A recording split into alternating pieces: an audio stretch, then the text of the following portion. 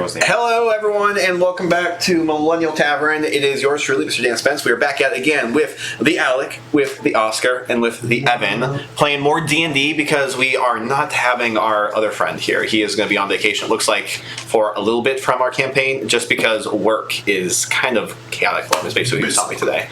He is going to be every other week, or every 2 weeks, then he has a week off, but it's basically going to be weeks at a time. He's just going to be gone, and he's like, I won't be able to, probably for till the fall. So 2 days. What's that? Yeah. Two in-game. I mean, I feel like you're really giving us a lot of credit. Okay, we play IRL time in this campaign. Yeah, so we might get a day and a half. I think 2 days is really pushing it. I think we need to role play nap time. We do. We need to start doing that. All right, guys. So we're gonna go we're gonna start role playing dreams. Everyone's gonna actually spawn inside their dreams, and we're just gotta press select and select the timer wait, and you just just drag the dial a little bit. Yeah. But I'm gonna interrupt you every hour. So. Yeah, you're gonna have another NPC walk up to you. It's like, have you heard? Don't talk to the chaotic man in the city. He's crazy. Listen, if you go to talk to him, talk to me first. No, you'll be all there you are. Got something I gotta deliver for you. Yeah. Your eyes only. Let me see. Here you go. I've always thought that hilarious. I was just staring at, let me see. Ah, yes. Here you go. Sleep all years. Oh, you finally arrived, and you're in a wagon. Finally awake. Yeah. Intro to Skyrim, please. Exactly, bro. Oh, man. But anyways, so yes, we are going to be picking it back up. But let's talk about where we're picking it back up. So what has happened as of late? What happened last session, and kind of where are we? Good stuff. A lot of conversation. A lot of conversation. A lot of dialogue, which was some nice. role play, which was great, phenomenal. We have finally arrived at Cheers, which is absolutely a magical place. Yeah, it's the entertainment owned by the commander of the Scale Legionnaires, who's the guard of the city, Commander Ra, as we have known him. Mm-hmm. He has a full name, but we don't. We've written it down, but we call him Ra, and that's when he goes by. It's cool. Everyone gets it. We were welcomed as esteemed guests into his establishment since Reginald won the fight, and also won Ra a lot of money in the process. Yeah, you did. A lot of people were very happy with the odds turning well for them. So we arrived there. Ra gave us a nice spot that belonged to somebody else, and that somebody else didn't like that we were taking their spot. But Ra was basically like, "Hey, fucking Pound Rocks, get the fuck out of here!" Pound Rocks, yeah, get the hell out of here. And they were like, "Hey, fuck you!" And then he beat the shit out of one of them, I think.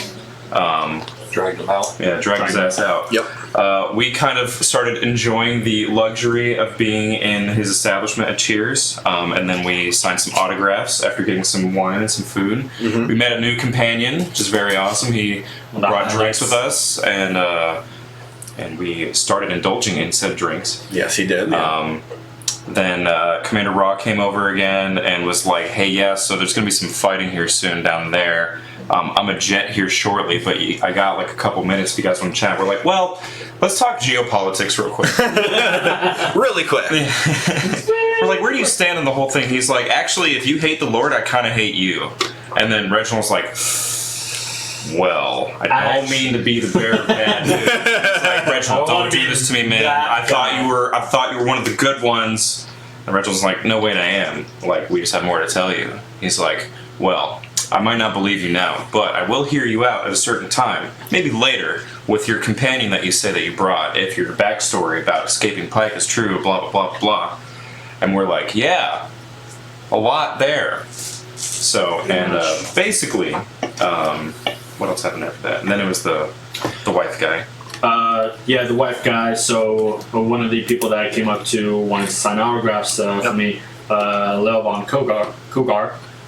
Basically pay me for my time, wants me to talk to him and his wife, pre-wife, fiance, that's the word. Yes, that's it. Yeah, that's it. Try to pre-order. Premarital counseling. Premarital. So, I'm like, alright, sure, why not? it's been a crazy night already. Exactly. What's the worst that could happen? So he's like, he already paid me for his time, which, how much was it? 45 gold. 45 gold? Okay, I don't think I even have it. I'll just. Well, it was about the same you made from the autographs. Okay. Oh god. Right. Yeah.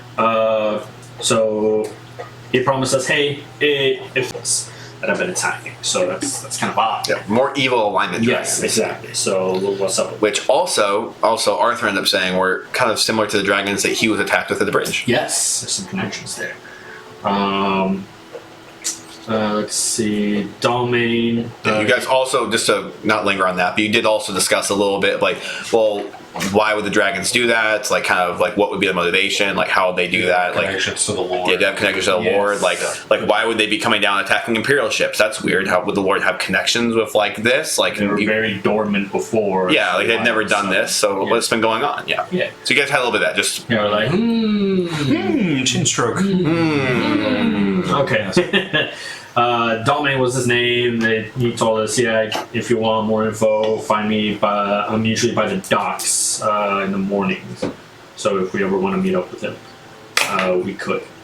Then after that, we met up with Cougar, talked to his wife, Lady Isabella Valmont. Spoke to her, had some counseling. We gave her an offering, a bottle of wine, and then she's like, all right, I'll hear him out. And yeah, and you did roll a couple good persuasion rolls and had a very convincing story. So don't dismiss that. I thank you there, sir. Thank you, Mr. 15 there. months. 15 months. Oh man, we've been doing this campaign for a while. We've been affiliate for a while. We have been affiliated for a while. it's great. Let's go. All right, so So yeah, and that's. We also saw a fight. you did. We bet on the fight. We lost. Yep. Unfortunate. And I'll go ahead and I'll take it from there. So as you guys ended up eventually getting down, and after speaking to Leovan a little bit more about like everything that happened, he basically told you to go off and essentially head over to the Celestial Luck where he's staying, and he gave you his room number. And if you meet him there, mid-morning-ish before he ends up setting sail now with his wife, because it seems like everything's, or soon-to-be wife, because everything's going to be good, then he would give you guys a little bit of stuff. A little bit of magic items. But you end up talking to him. He went upstairs, and the three of you ended up just continuing to sit down at the table on the more luxurious side of the tavern right over there, where you were deciding what you're going to do next. And we'll go ahead and pick up there. I'm not on Wi-Fi. You're not on Wi-Fi? Yeah. You told me to stream with him, but I'm back in now. So. Okay. I think it's back on. Your Wi-Fi just came back up. Okay.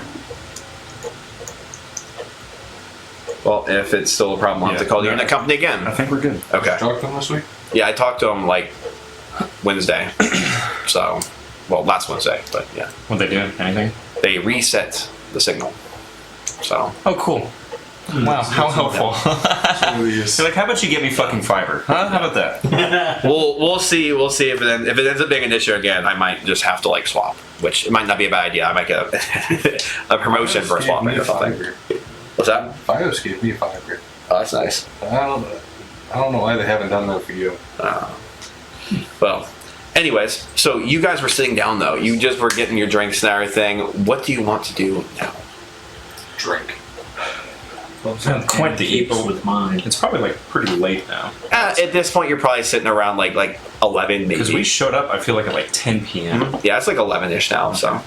What's the crowd looking like around the tavern? Crowd's a little bit more lively. As you're looking around, you're going to see what looks like the bards are still playing on the stages. And when you're sitting on the farther side over here, you did notice that the bards were playing a lot more what would be considered kind of more modern-esque music. It was a little bit more experimental. They were using some weird instruments and stuff like that you weren't all that familiar with, but maybe just like variations of lutes and such. But the sounds, while still in harmony, were a little bit more fast-paced. And now you're sitting on this side, you're kind of listening to the music a little bit more. It seems like while this crowd is still lively, per se, it's definitely a lot more somber, a lot more mellow, and a little bit more harmonious, if you would. So while people are still lively and chatting and having a good time, it's definitely a lot more, tapered. Okay. there any more fights going on? It looks like there are still some fights going on in the center. Ooh. We have quite a busy day tomorrow. Several meetings with several folk. Yeah. Prizes to be claimed. Deals to be struck. If it's to be believed. How are you feeling about Daniel? I don't know. We've been hearing quite a bit of, just a lot of information to begin with. And I'm not sure if any of it's helpful. We know that if the Lord is clearly still alive, if he's rumored to be here in the city, or if if there's an active resistance with his forces, and the dragons seem to be waylaying the Imperial ships only, not merchant ships. Commerce is still free-flowing. It seems that it is very much in the Lord's interest for that to happen. And in the same vein, in the same vein, he did put out a directive about the privateers and rewarding, monetary value for this seizing Imperial ships, or sinking them, and for apprehending or killing outright the Imperial officers. So, it seems that all of it's quite in line with the Lord being alive and well and putting up quite the fight. Very much so. For a city that's trying to remain as neutral as possible. How loud are you guys talking? I guess. We're in our booth. Yeah, I'm just. So we're just kind of like I guess this loud, free. probably. Okay. yeah, Probably this loud. talking freely. Yeah. With the city as neutral as it is, with all the information that we know, it seems Ruhan's really favoring more to one side a little bit, trying to keep the Lord really quiet. If he didn't really favor his sides, he'd be more open about it. I'm not so sure. Well, I'm not saying that he is or not. Because you're saying that he met with the commander of the Empire that was nearby, of the army that's near, which is basically not directly outside of Pike, you're right. Shadowstone, but I misthought.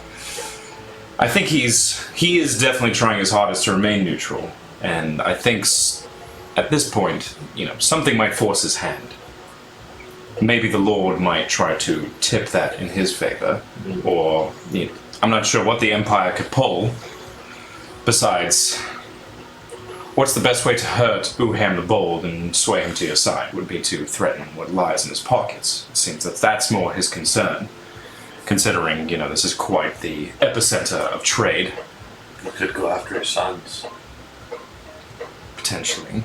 That's another option. His son runs the loyal. Can you speak up just a little bit? His son runs the Lux that I'm staying at. Well, each of his sons runs some sort of establishment here in the city, all of which bustling with gold. Right. We know Uham's concern here. Mm-hmm. The question is, what will happen to have him fall onto somebody else's side? Because I think that's what's being played. Absolutely. If I was, this grand strategist, if you want to call it that, I don't know. There's a much larger game to be played. If there's dragons attacking ships, and I think we've known the Lord to only have really land forces, they don't really have any sort of fleet or navy of their own. So that makes sense. All of everything that's happening makes sense. There's logic behind it. The part that doesn't still make sense is the Lord's ties with this cult of Origina, and moreover the cult of who's the other? Thautos. Those still intertwine. Sidebar. When you went to the library, you shared your findings with the party, right? Like when Which you findings? like how the Lord came to be the Lord and everything like that. I don't think that was me that found out. That was. I think you guys did discuss it. We did talk about it. There was discussion about it, so your character would know. Okay, so Yeah. okay. Yeah. Well, let's also consider this as well. We also found out there's not much history of how the Lord came to be. It just clearly states, the Lord just became the Lord, almost out of thin air. Empires just don't rise like that. Oh, that is just it. It's not an empire. It's a culmination of the free folk, the free lands. And more or less, under his leadership, everything became more united, thrived. Because, I mean, what were the histories before the Lord? Suddenly, like, yes, civilization somehow erected out of thin air with the city of Pike, but Pike, used to be a settlement before. All of these villages and places around used to be, like, they didn't just appear out of thin air. Give me history really quick. Me? Yeah. Can I as well just talk stories of my father? Yeah, go ahead. Yeah. You could roll with advantage too, 16. because you've done a lot of traveling and everything. You spent some time in the Imperials, so. 16. 16. Okay, so you do end up remembering bits and pieces of the conversation as you're having this dialogue with them, and you do remember when you were speaking with Zephyrus the Profound. He did talk about how he used to be like kind of a part of the posse that walked around with the Lord, but you remember more specifically that he had mentioned that it wasn't just this magical thing where he came to power. Specifically, it was the Decamany thing. Decamany, yes. Decamany thing. Yes. And he ended up drawing a card from this, and I forgot my character knew that. I forgot. yeah, I remember. you're good. That's why. I knew my character knew. I just didn't know from where. Yeah. I completely forgot it was Zephyr. So I didn't. Good thing we have this just really good memory sometimes. Yeah. yes, you have the oracle of all memories. Like your character knows all these things, and I track each of them. That's crazy, man. Great job. Thank you. But yes, so you remember that. So what was your roll? 21. 21. Okay. 21. So 21. what were you rolling for specifically on this? Like things that I would know about before the Plague Walkers or the Plague of the Death Walkers, and like if I know anything about the upcoming Yeah. So stories. So when you're kind of thinking back to the stories that your father told you about, kind of what was happening during the Plague of the Death Walkers, and even what some of the merchants that came through specifically, and like what they mentioned, you remember that the Plague of Death Walkers was definitely a horrific time where there were like these not really dead, but like kind of like cancerous, like controlled beings walking around, and it was obviously a horrific time. Eventually, after the entire thing came to an end, you ended up hearing from a lot of the merchants that there was the Imperials trying to resettle and colonize the area, and they've been doing that for like years at that point, just trying to basically go through and take these places that were overgrown and decrepit and start turning them into actual bustling cities and villages again. And it took a lot of time, but eventually it started to happen. And then you remember one of the days actually a merchant came back into the village, and when you were sitting there in the caves, you overheard a little bit of a conversation that really intrigued you. And he mentioned that for some reason the castle that he would see sometimes just going to one of the nearby ports when he was going through the River's Pass, the castle that was erect on top of a hill, it always was decrepit and ruined and everything. It was still kind of ruined, but it looked different. It had like this magical feel to it. And he said he could never figure out why, but it felt like it was now clean. It was longing. It was something was like desiring like someone to be there or something to be there. And it was a really weird feeling that he had. And you asked him a little bit more about it, and eventually he ended up telling you, it was like, yeah, there was like a magical calling to me, but it wasn't for me, but it called to me. It was calling to someone, and presumably that's where the Lord ended up taking hold eventually.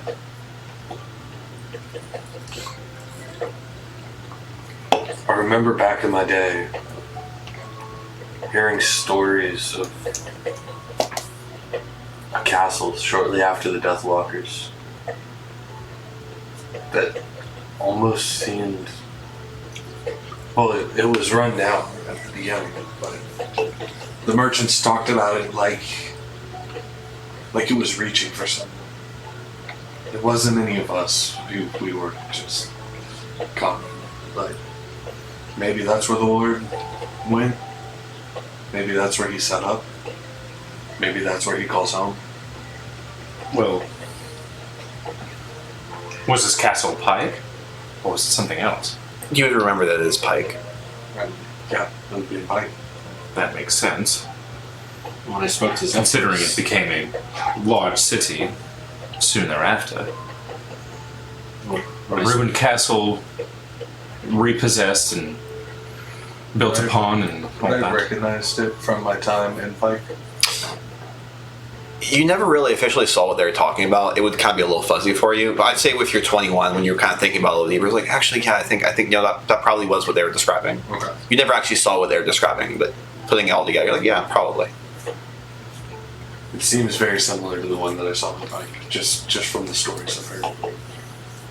Zephyrus mentioned that the Lord did use the power of the Deck of Many.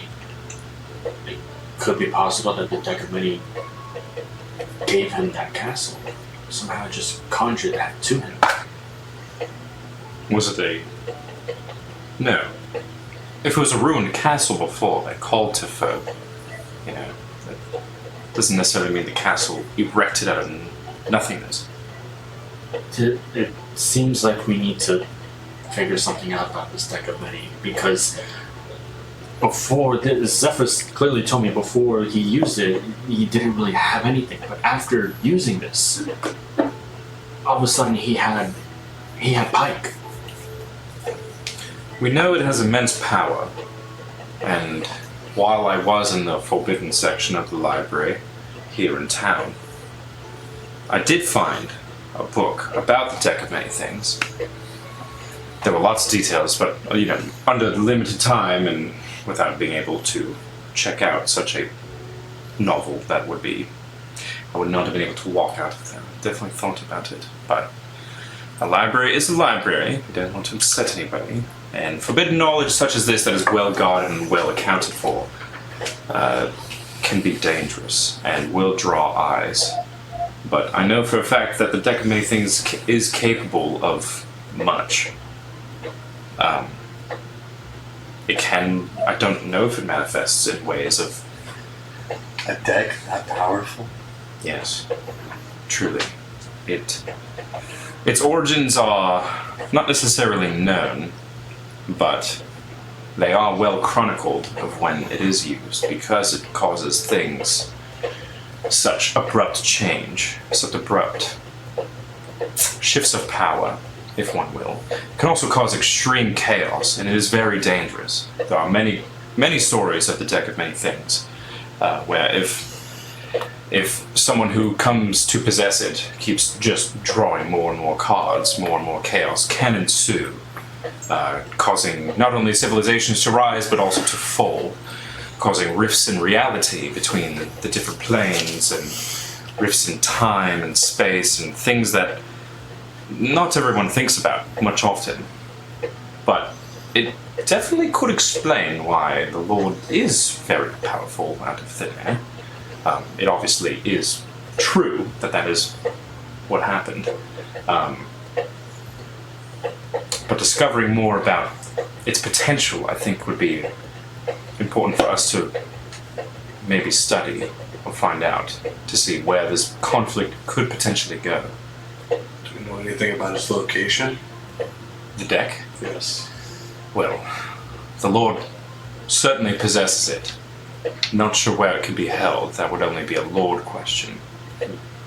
But I don't remember, and I want to think in my head briefly, if I remember from that tome that I found in the Forbidden section, if I remember the last time it was, like if there was anything else after the Lord possessed it. After the Lord possessed the deck. Right, okay. But I don't think I found it. Sure, yeah, roll history. That is a 18. Yeah, so as you're really thinking about it, nothing's really coming to you. It seems like you're pretty convinced that the Lord was the last owner.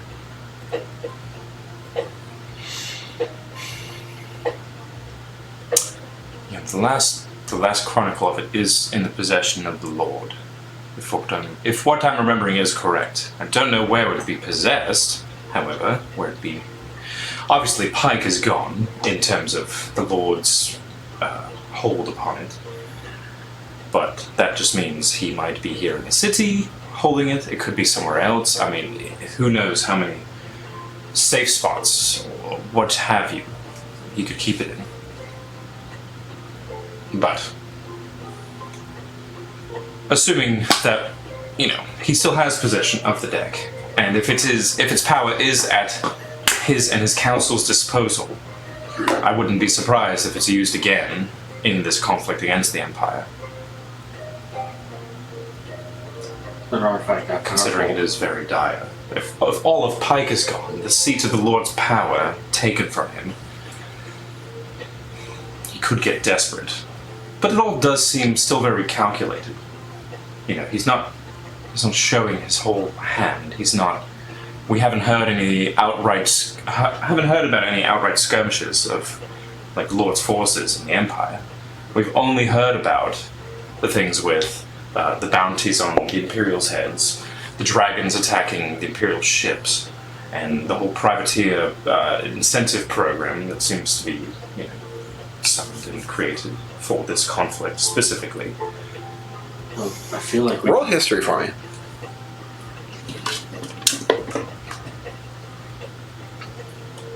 14.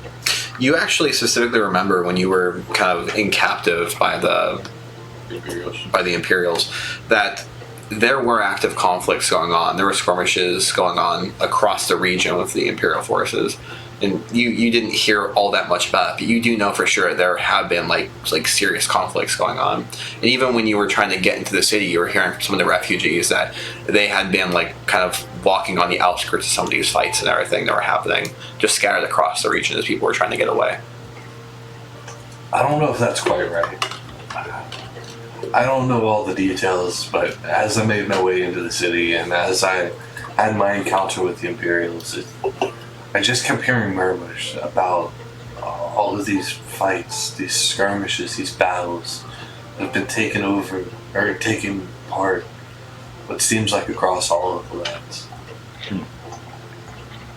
Well, we haven't heard much of that news here, at least. too much. But then again, we've also been elsewhere, as well as here. There's a lot happening. So it seems. A lot to catch you up on, if you'd like to stick around. I know after we split in the road, on the way, away from Pike, more has happened since, but we have quite a bit to share. You mentioned you saw Nathaniel dead Yes. last time. Yes. That'll be certainly an interesting topic if we were to bring it up to him tomorrow. That being said, then we could also bring up some questions, hopefully bringing some light into some of these dark questions here. Did we discuss if it was a good idea if we should bring Cynthia with us? Well, Cynthia did arrange the meeting. Oh, that's right, she did. We did ask her to do so. I did forget that. That's my bad. So, no, fine. She'll have to be there. I think Commander Ra being there might be interesting. The thing I'm not so sure about the meeting is this a good idea? Like, of course, Cynthia set up the meeting for us, but in terms of how it could play out for us, we're just refugees in the eyes of the Lord's Court. And we've seen some things, and we've definitely a lot of things that were set in motion since leaving Pike. But I don't know whether the Lord's Court will have a positive disposition towards us or not. If they will view us as maybe people meddling in their affairs, or perhaps pawns at their greater game that we are somehow accidentally playing into. I don't know how they'll treat us. So should we try to think of what are some proper things to ask Nathaniel? Certainly. Do you even think they'll view us as pieces? I don't know if they'll Maybe we're find any nothing value in us at all. Maybe we're nothing more than part of the board. Perhaps. But you also don't know a lot of the things that have happened since. We have found ourselves to be, at least in the position to be relevant in this potential greater scheme of this greater conflict, I guess. we know a lot. We've found out a lot of information. Maybe that's not the best to disclose. Exactly. That's why I'm worried. Maybe if we do have this meeting, if we show ourselves for what we know and who we are, maybe they'll see us as loose ends that need to be tied up. And I'm not sure that's a good idea. So what to I'm disclose, suddenly having what not to? second thoughts about this meeting. I don't know. We did ask to arrange it, so we need still at least have audience with Nathaniel, whether that includes his whole court or not. I think maybe the obvious should be presented. How is Nathaniel still alive? Yes. When we were convinced that the real Nathaniel was killed by the Empire, well,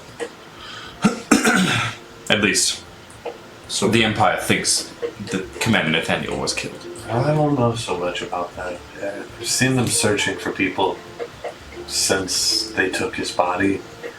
Well, they could still be searching for any number of the Lord's Call, You're right, but it just which it seems that they haven't found much, and it that's seems why they're they're growing desperate. more urgent. Yes. They're getting increasingly desperate, as you said. So I wouldn't be surprised if with the next, perhaps the next moon, that there is a conflict, that there is a battle outside of Shadowstone with the Lord's forces and the Empire. Roll history for me really quick. You can carry on. What about the the rising threats of the dragons? Is that something that we should disclose? Perhaps they already know. Maybe that is by design with the Lord's Call. It seems most logical that they might have a play in it. I mean, just these specific dragons are attacking Imperial ships, and none of the merchants and free folk. Seems quite targeted, if you ask me. Well, the only free folk that I know that's been affected by these dragons is me, because they beat the living shit out of me. Twice, I might add. We'll give you an inspiration point for that. Love it. I'm the only free folk who apparently dragons hate. So it seems I'm the unlucky one. Maybe I shouldn't mention that. Maybe they'll think I'm an Imperial agent of sorts, but obviously not. Since here we are. We have lots to consider, and I do have second thoughts about this meeting. But I still think there's value in this meeting to Absolutely. go to. It's just more or less I'm concerned about our part in it, if there is to be any. I don't know if I want there to be a part, but it feels like there's a lot. stepping in with crosshairs. I think we already know too much to. We're already in someone's crosshairs already. Yeah. What's a few more? Well, yes. Yeah, quite. I'm pretty sure the noble that owns this booth is probably already hiring someone. I want to think of another bottle. You're thinking about another bottle. Alright.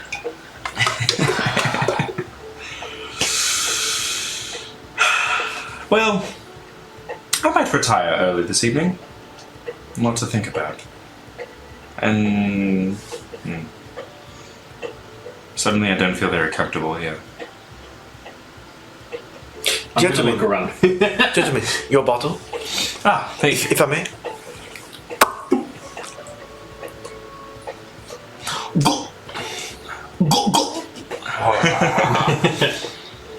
Cheers. Oh, I do need to do. Enjoy, gentlemen. You watch as she gives a little curtsy and starts walking away. One of the guards is actually going to walk up to you guys right after this thing. Excuse me, Reginald. Would you like to have more signatures? There's been a couple of requests coming around. If you'd like, I could go ahead and get another line formed. Yeah. Quick guesstimate, how many have been requested? There's been about 35 requests.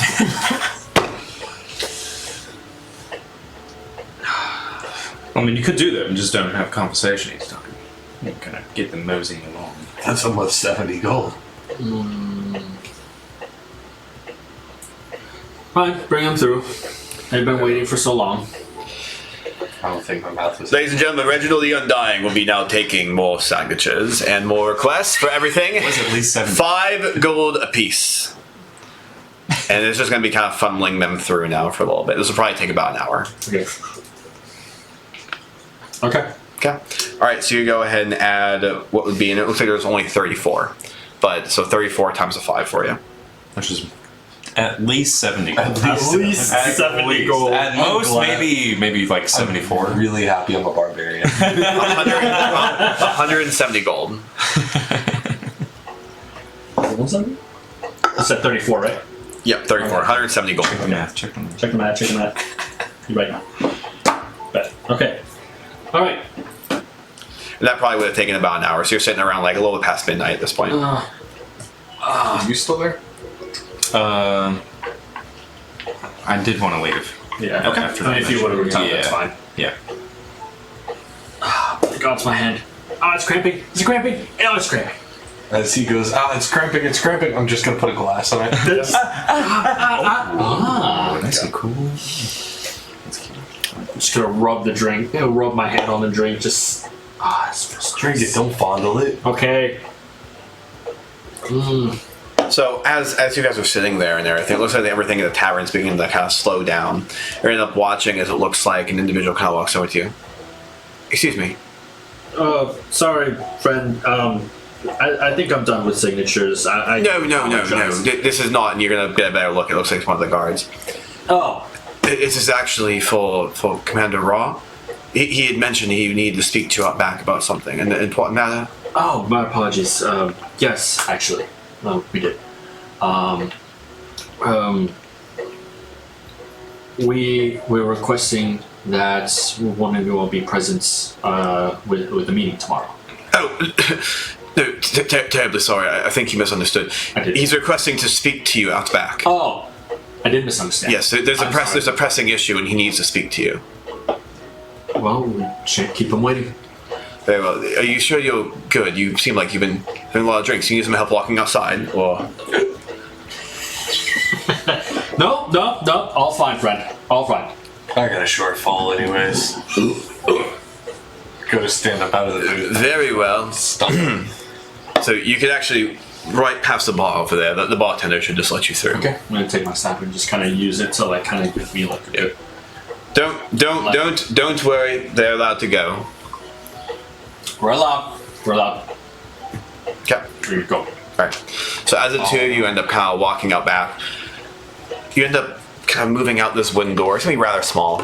Nothing elegant like what you saw out front, but as you end up pushing that door and kind of looking into this back, you're going to see what is an outhouse off to the side, and not seeing Ra yet, but as you walk out a little bit further, you're going to end up seeing what looks like a gentleman wearing a cloak standing off in kind of in the moonlight. I might need that outhouse later. How far away is he? Probably about like 25 feet, roughly. 5 feet. Okay. I think as soon as Ron, I'm just gonna walk But, before he does that, Please hold while they transfer your call. yeah, for real. I'm almost positive I have dark vision based off. If you're a dwarf, you have dark vision. Can I see anything that resembles With disadvantage, because you've been drinking a lot. But he is a barbarian. Any advantage? Yeah, that makes sense. This is provision. High What am I rolling? Constitution. Am I just rolling? You're rolling investigation. He's a very functional alcoholic. Very functional alcoholic. He's a dwarf. The most functional. Yeah, so as you're kind of looking, it's difficult to really make it out, especially because you're a lot shorter than him. It's like, he's a pretty tall individual. The cloak's there. Looks like the hair's there. Yeah, probably him. The hair's there. My hair's there. Yeah. Hair of the dog, Right. It kind of like in a hushed voice. Rob. Very interesting meeting spot that you arranged, and I'm gonna go up to him and just kind of be like maybe like a foot away from him. Okay. You're gonna watch as he turns around. And it's not Raw. Oh, I knew it. Son of a bitch. as you kind of stand back a little bit and put your thing down, or put your staff down to kind of hold your balance as you're kind of falling a little bit drunk, you're gonna feel what is a dagger go up against your side. You're not raw. No, you're absolutely right. I'm not, but I do got something.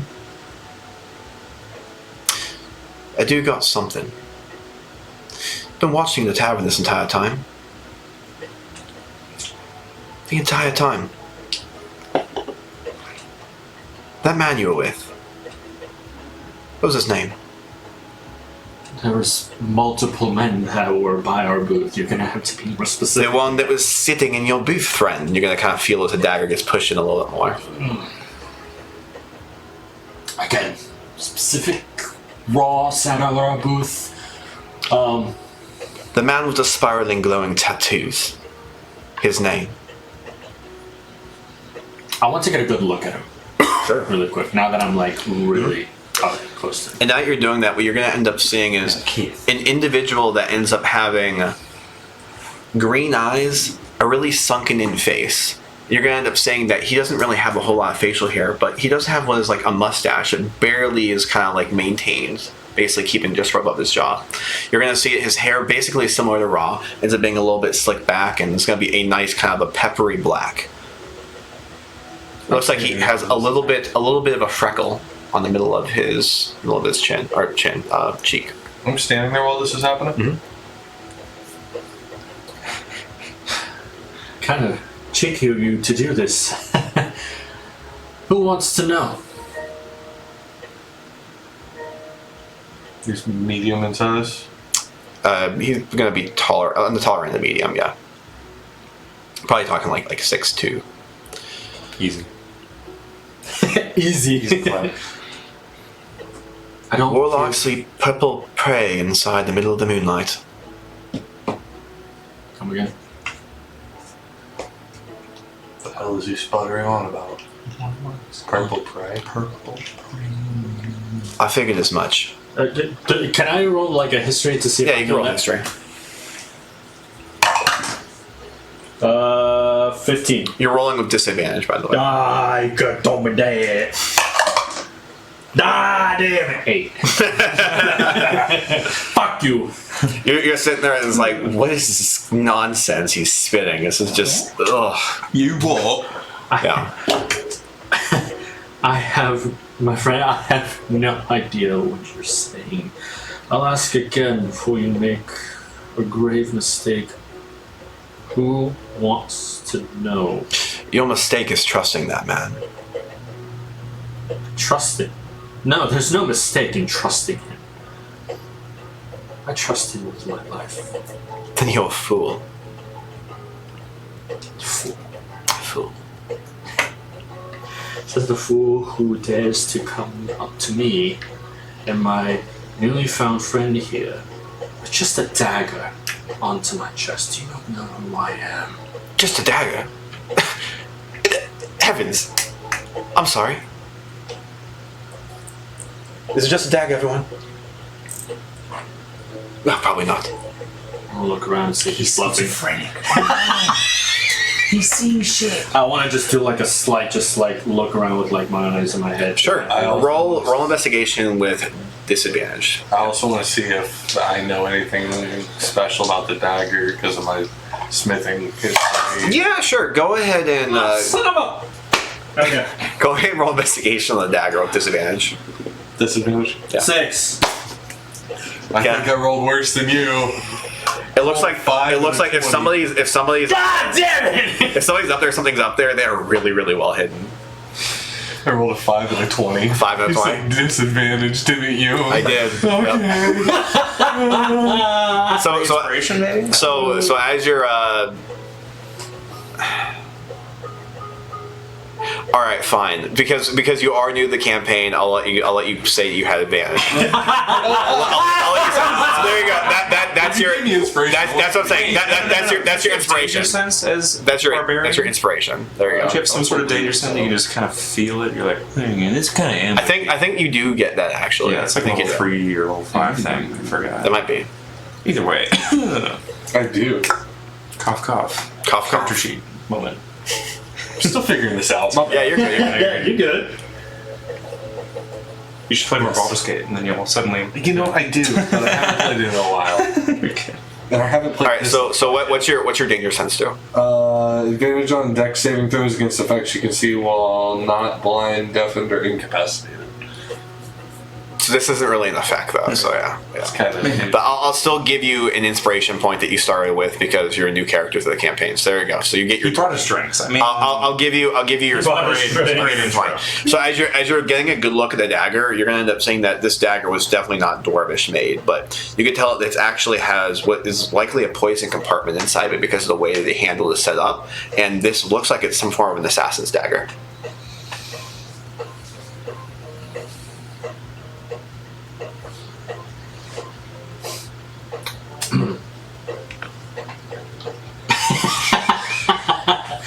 Okay. White castles burn brightest in the moonlight. Sure, they do. Very poetic. However, I'm not keen on giving off information about my comrades, let alone my friends. Then maybe you'd like to know that man that you're going with, whoever he is, he's likely a member of the Lord's court, or knows people in the Lord's court, has belongings that are associated with him. That ring is something that we've seen that he wears. It's something that we've seen actually in the Lord's court's possession. So either he's stolen from the Lord, which is very unlikely as we even struggle to do this, or perhaps he's gotten it as a gift for doing great things for the Lord in his service.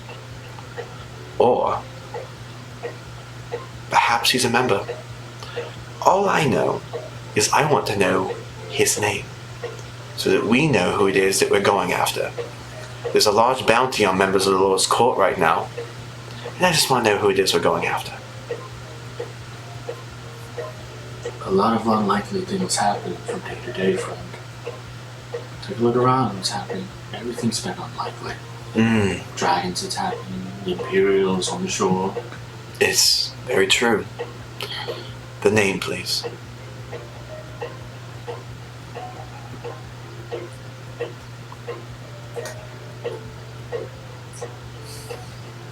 Look at the dagger that is pressing on me. Theo. Roll deception. Disadvantage.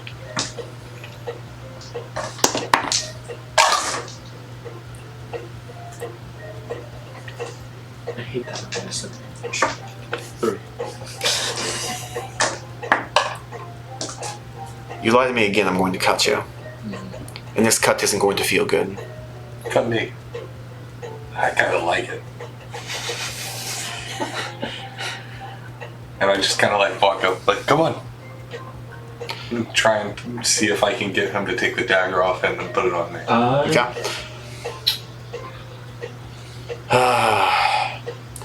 The grass flows as the moonlight lingers. Wait. Before he does that, I need him to make a saving throw. Okay. It does not say it right there.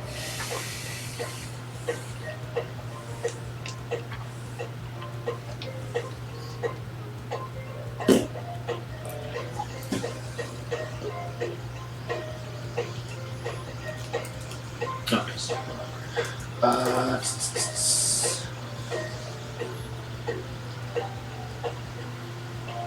Let's make a wisdom saving throw. Okay.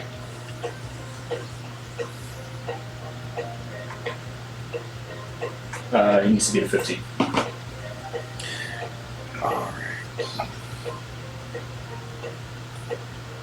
Does he have disadvantage too?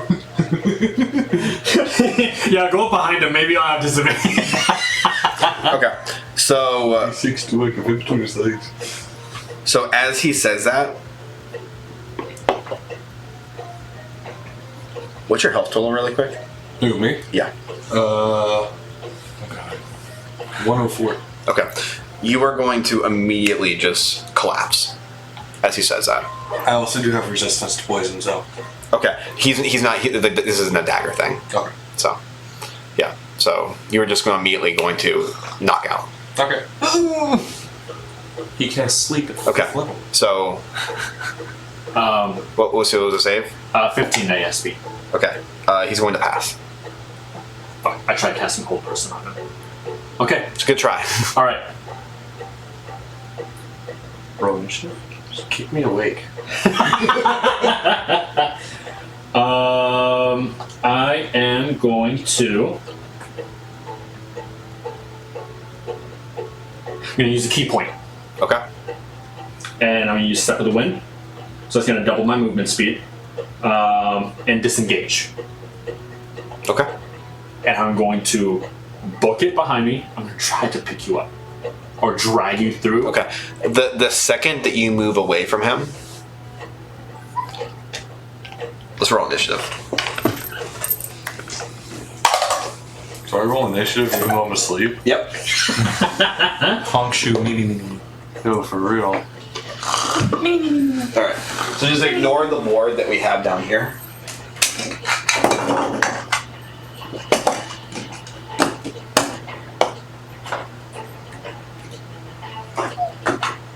There's some more trees. Oh, shit. So over here, this is going to end up being the back door of the establishment.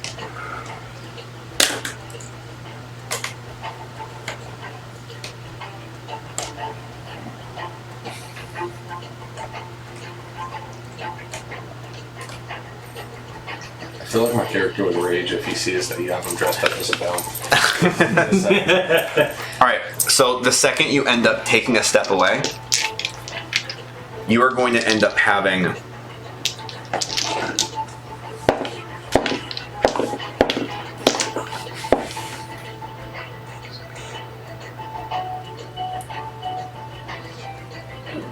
okay. So that is going to be. This might be easier. What's your AC? 17. Okay. So you're going to have 5 crossbow bolts come through. Okay, I am going to use my reaction and use Deflect Missile on one of them. Okay. So let's see. Sorry. Only 5. No big deal. Not bad. That's fine. That's fine. Let's do it.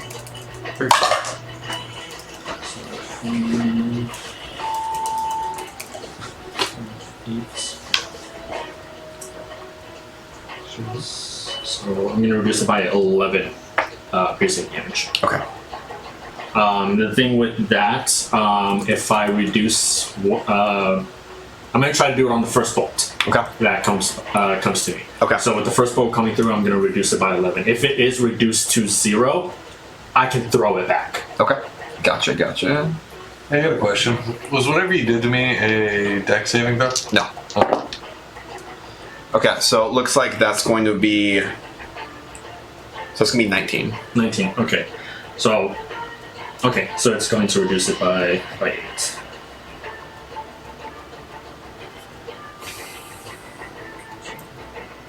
Well, by 11, I should say. Okay. Okay, that next one's going to be for 16. The next one's going to be for 19. I'm done. Okay. And then the last 2 probably wouldn't end up going. They would just shoot the ground next to you. Okay. Well, okay, so I guess we don't need initiative then. Surprise round is over. So is combat. All right.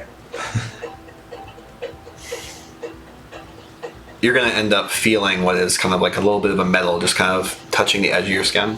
I'm just going to kind of wake you back up. Huh? Oh, great. You're awake now. Hello. Look at your friend over there. Oh, The name. I don't know. I just got here. The name of the man. I just got here. You've been talking to the gentleman for hours and you're going to tell me you don't know his name. Yes, I'm drunk and I just showed up. Roll deception.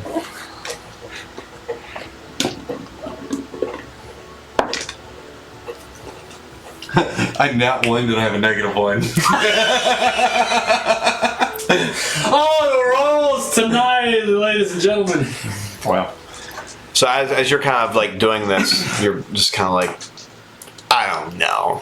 Nah, what? No idea, man. That guy? Who? No idea. I was no guy. I was by myself in that booth. And actually, as you're saying, there's no guy, his name isn't, and then you're just gonna like almost stop yourself from saying it. Go on. There's no guy. We don't kill. This isn't what we do. Not to normal people. Who are you, anyways? The Lord and his court hate us. Okay. We're the Thieves Guild. The remnants of it, at least. Now, if you'll just tell us the I man, didn't ask who you work for. Who are you? it doesn't matter. But it does to me. He's just gonna go ahead and slice you. Okay. Resistant Okay. poison. It's gonna end up being a total of 9 piercing damage. Okay. And then you said you have a resistance to poison? Yeah. Okay. You're gonna end up taking, I guess, half it, so it's gonna be 6 poison damage.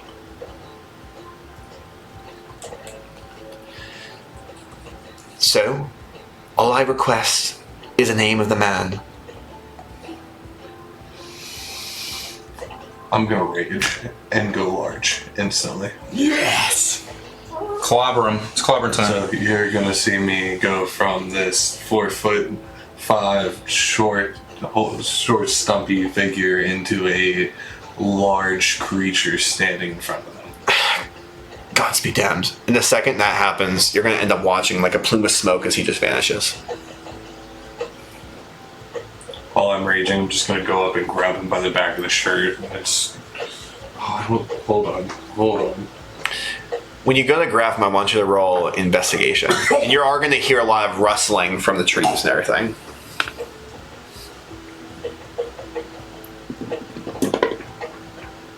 That's a 2.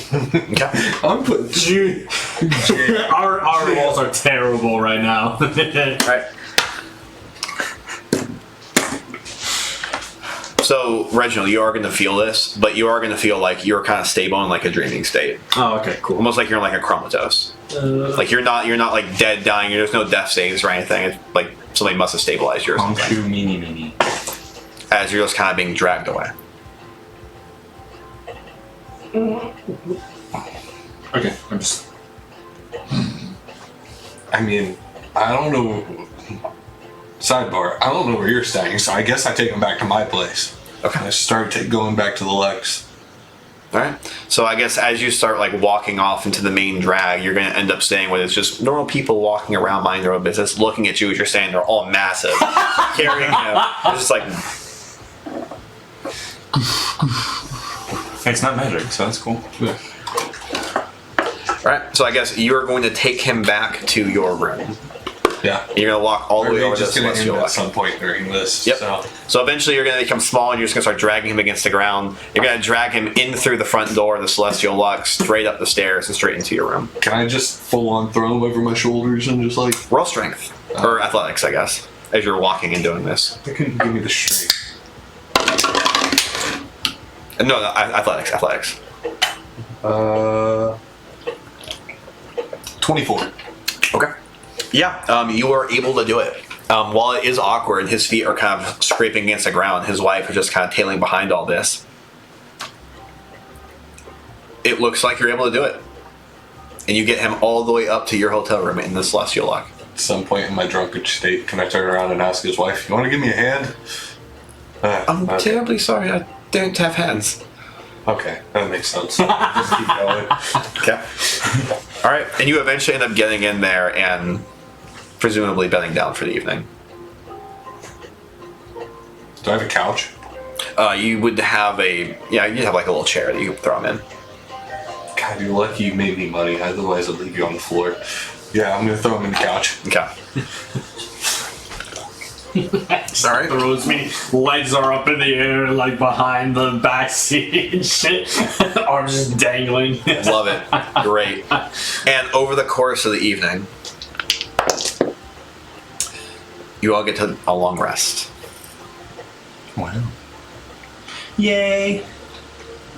Finally. All right. So, I'm so glad I get to use all my things. Arthur, let's go to you. So you end up awakening from your slumber. You feel what is Cynthia? You feel what is Cynthia? Margaret. Looking over you? No. Margaret. Cynthia looking over you, and then you realize, no, it's not Cynthia. What is that? Vivo? What is Vivo doing in here? And you turn off to your side, you see that you have Margaret kind of like settling up next to you, and Vivo's just looking over you on top of the bed. Do you mind? You have a busy day. I was here to make sure you woke up. Oh, I suppose you're right. True. Thank you. My apologies. Quite the hangover. Is it okay? Do you mind if I turn back to my other form? I turned to this form because it was the most familiar and comfortable for Margaret, is what she was saying. She was drinking a little bit last night. She wanted something more familiar. Ah. And as you're looking even a little closer and everything, you're saying that it is a spitting image of you. Excuse me. What Can I please turn back? What? This is. What do you mean? She was drinking. She was drinking and she wanted to talk to you. And she said you could do the thing. You could turn and you could change into him. Do that. It'd be funny. And so eventually I did, but she told me not to stop. Could I stop now, please? Did you do anything besides? Gods no, I Speak would never with do her? that. No. Okay. No, but Please. This is very unsettling. thank you. And you're going to watch this, just a chameleon shift. I feel so much better when I'm in this state. Didn't realize you. Do you automatically take up somebody's voice when you transform into them, or is that something you yourself exaggerate and try to do? No, I normally end up taking the exact form and shape and voices of the person that I end up actually I becoming. try to. But, I could do impersonation. I feel with my arrows, so. It's not exactly I what imagine do, I imagine you do a great job at impersonating folks. It is Comes naturally. It's quite natural, actually. I Yeah. mean, Anyways, there is a long day ahead of us. I was thinking maybe, you're right. What did we get up? Cynthia's already up and about, and I never saw you. Your friend, was it Original? You never ended up coming back last night. Reginald didn't make it back. No. Well, I know there was mention of staying with. Oh God, I'm already forgetting his name. Oh no, I drank too much. Damn it. We had a new companion whom I'm sure you'll be excited to meet. Somebody who partakes more in the simpler pleasures in life. Well, there's one thing I know about you. You're good at making friends, regardless of who they are and what they do. It's true. It's true. I do like making friends with folk. Alright, Vivo, thank you so much for the wake-up call. Very good. Cynthia's there in the other room. She was saying she wanted to review a couple things with you before you end up shuffling off. I imagine this would be easier. Thank you. I'd like kind of sit up and start stretching. Okay. God, my back, my head. Margaret, sweetheart.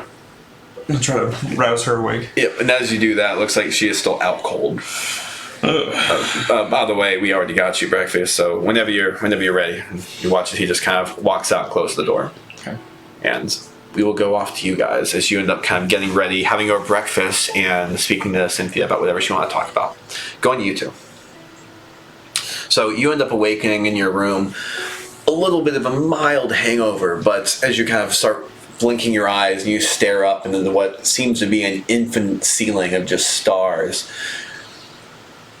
you start looking down, you see what is the bed sheets kind of wipe your eyes in more, and you see what is a man lying on the sofa in front of you with drool just puddling on the floor. Kind of walk up to him, just kind of jump a little, give him a light little tap. Aye. No, he's not part of the Lord's court. I told you before. Where are we? Back at my place. Are we inside or outside? What time of day is it? Can I just like, is there blinds on the window? Yeah, there'd be blinds on the window. Can I just like pull the curtains? Just Yeah. like pull the curtain. Yeah, you can pull the curtain off. I'm just like, it's daytime.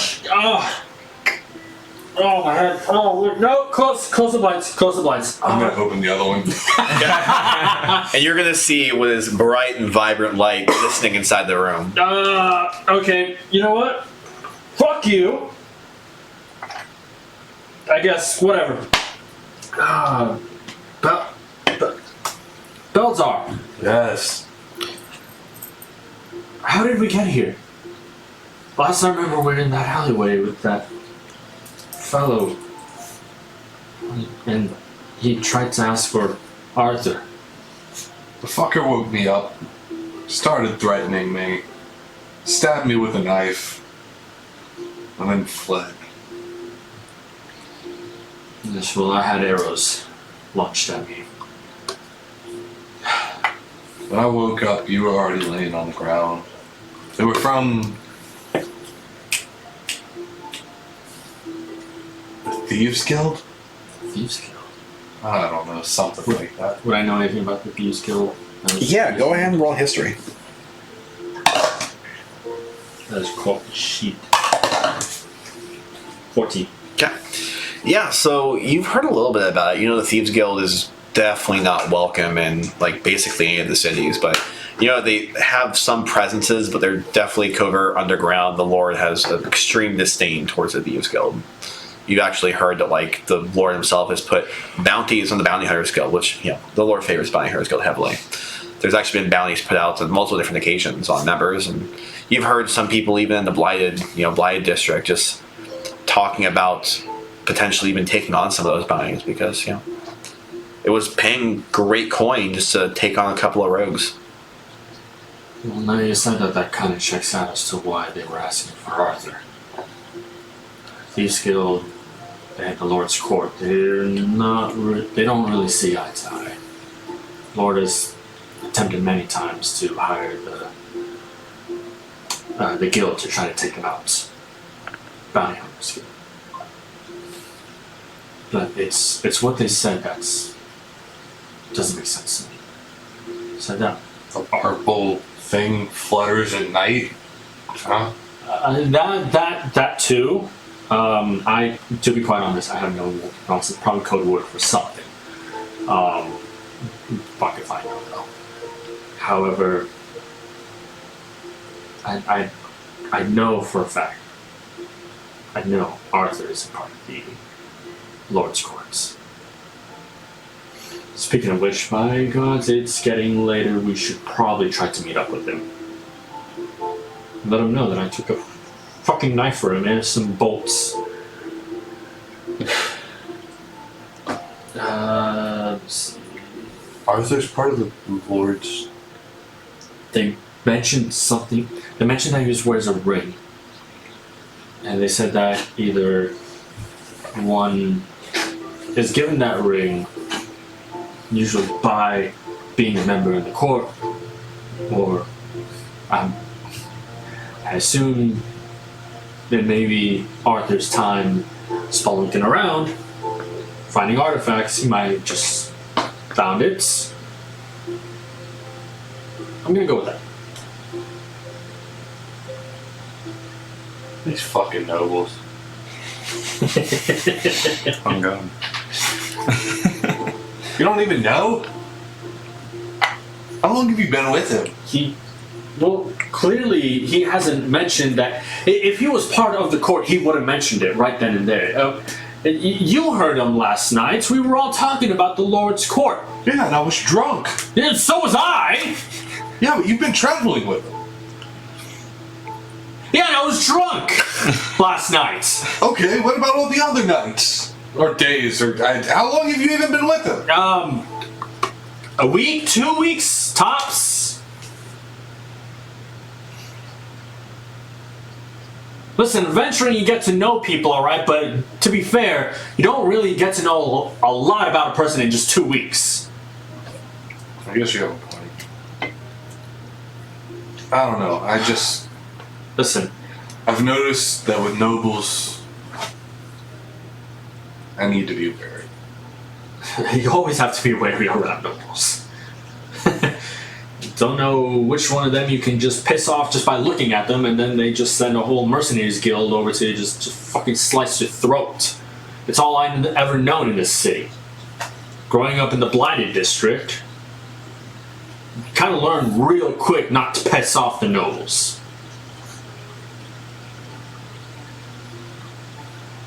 In my travels, would I have had many interactions with nobles? Yeah, you would have a good amount. Mostly when you were kind of in the Imperial territories. Some nobles in the free lands, but mostly in the Imperial territory.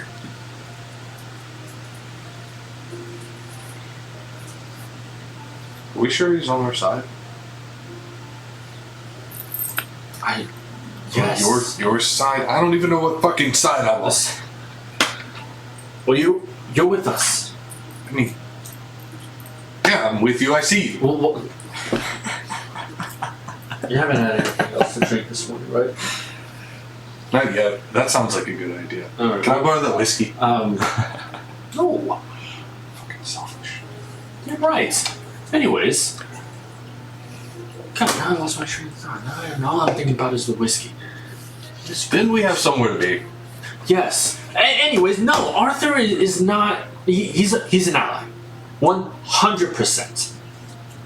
I've seen him at his absolute worst. I was there by his side. Through everything. That escaping... Well, not so much escaping by... Nope. You were kind of there for that. But after that... Down there, in the dark, saw a whole bunch of shit down there. At one point, if it was important enough, Arthur would have mentioned this. Look, we can't just let a bunch of just random strangers that just came out of the nowhere, held us at knife point, and just believe them. I didn't say I believed him. But there's got to be something there. Because they don't just go after anybody. I'm sure he has a reasonable explanation as to why he's holding that ring. We should ask him. I agree. So where is your room? Because I had to bring you here because I didn't know where the hell to meet them. Yeah, you realize now you have no idea where you're having this conversation. Here in the Celestial Lux, right? Yeah. I'm Yes. gonna be quite honest with you. I don't know the Noble District too well. You're not in the Noble District. Because I need to get to the Noble District to go to the hotel. I don't know the Noble District too well.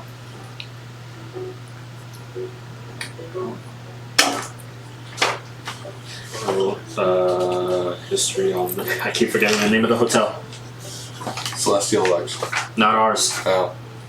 Oh, you're talking about the one that you guys were you guys actually stay at? We're at So- Fortune's Den. Yep, Fortune. Fortune's Den, there we go. Okay. We have to add to the Fortune's Den. That's where we've been staying. Well, you have the Diamond's Pass, Yes. so it shouldn't be a problem. Well, we can just start making our way down there. It's fine. Is the Fortune's Den in the all-in... It's gonna be. It's not gonna be an all-in alley. Okay. So it's gonna be number 15 if you look at the map. Number 15. Number 15. Number 15. What lettuce? Number 15 in the Nobles District.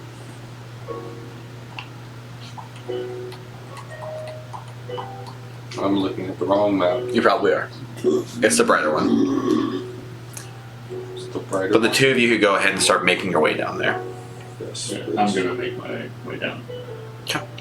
As you both end up kind of walking downstairs, you're going to end up seeing that the casino's a little bit more lively. Things are happening, people are moving, but more specifically, you're going to end up seeing one of the hosts up at the front desk.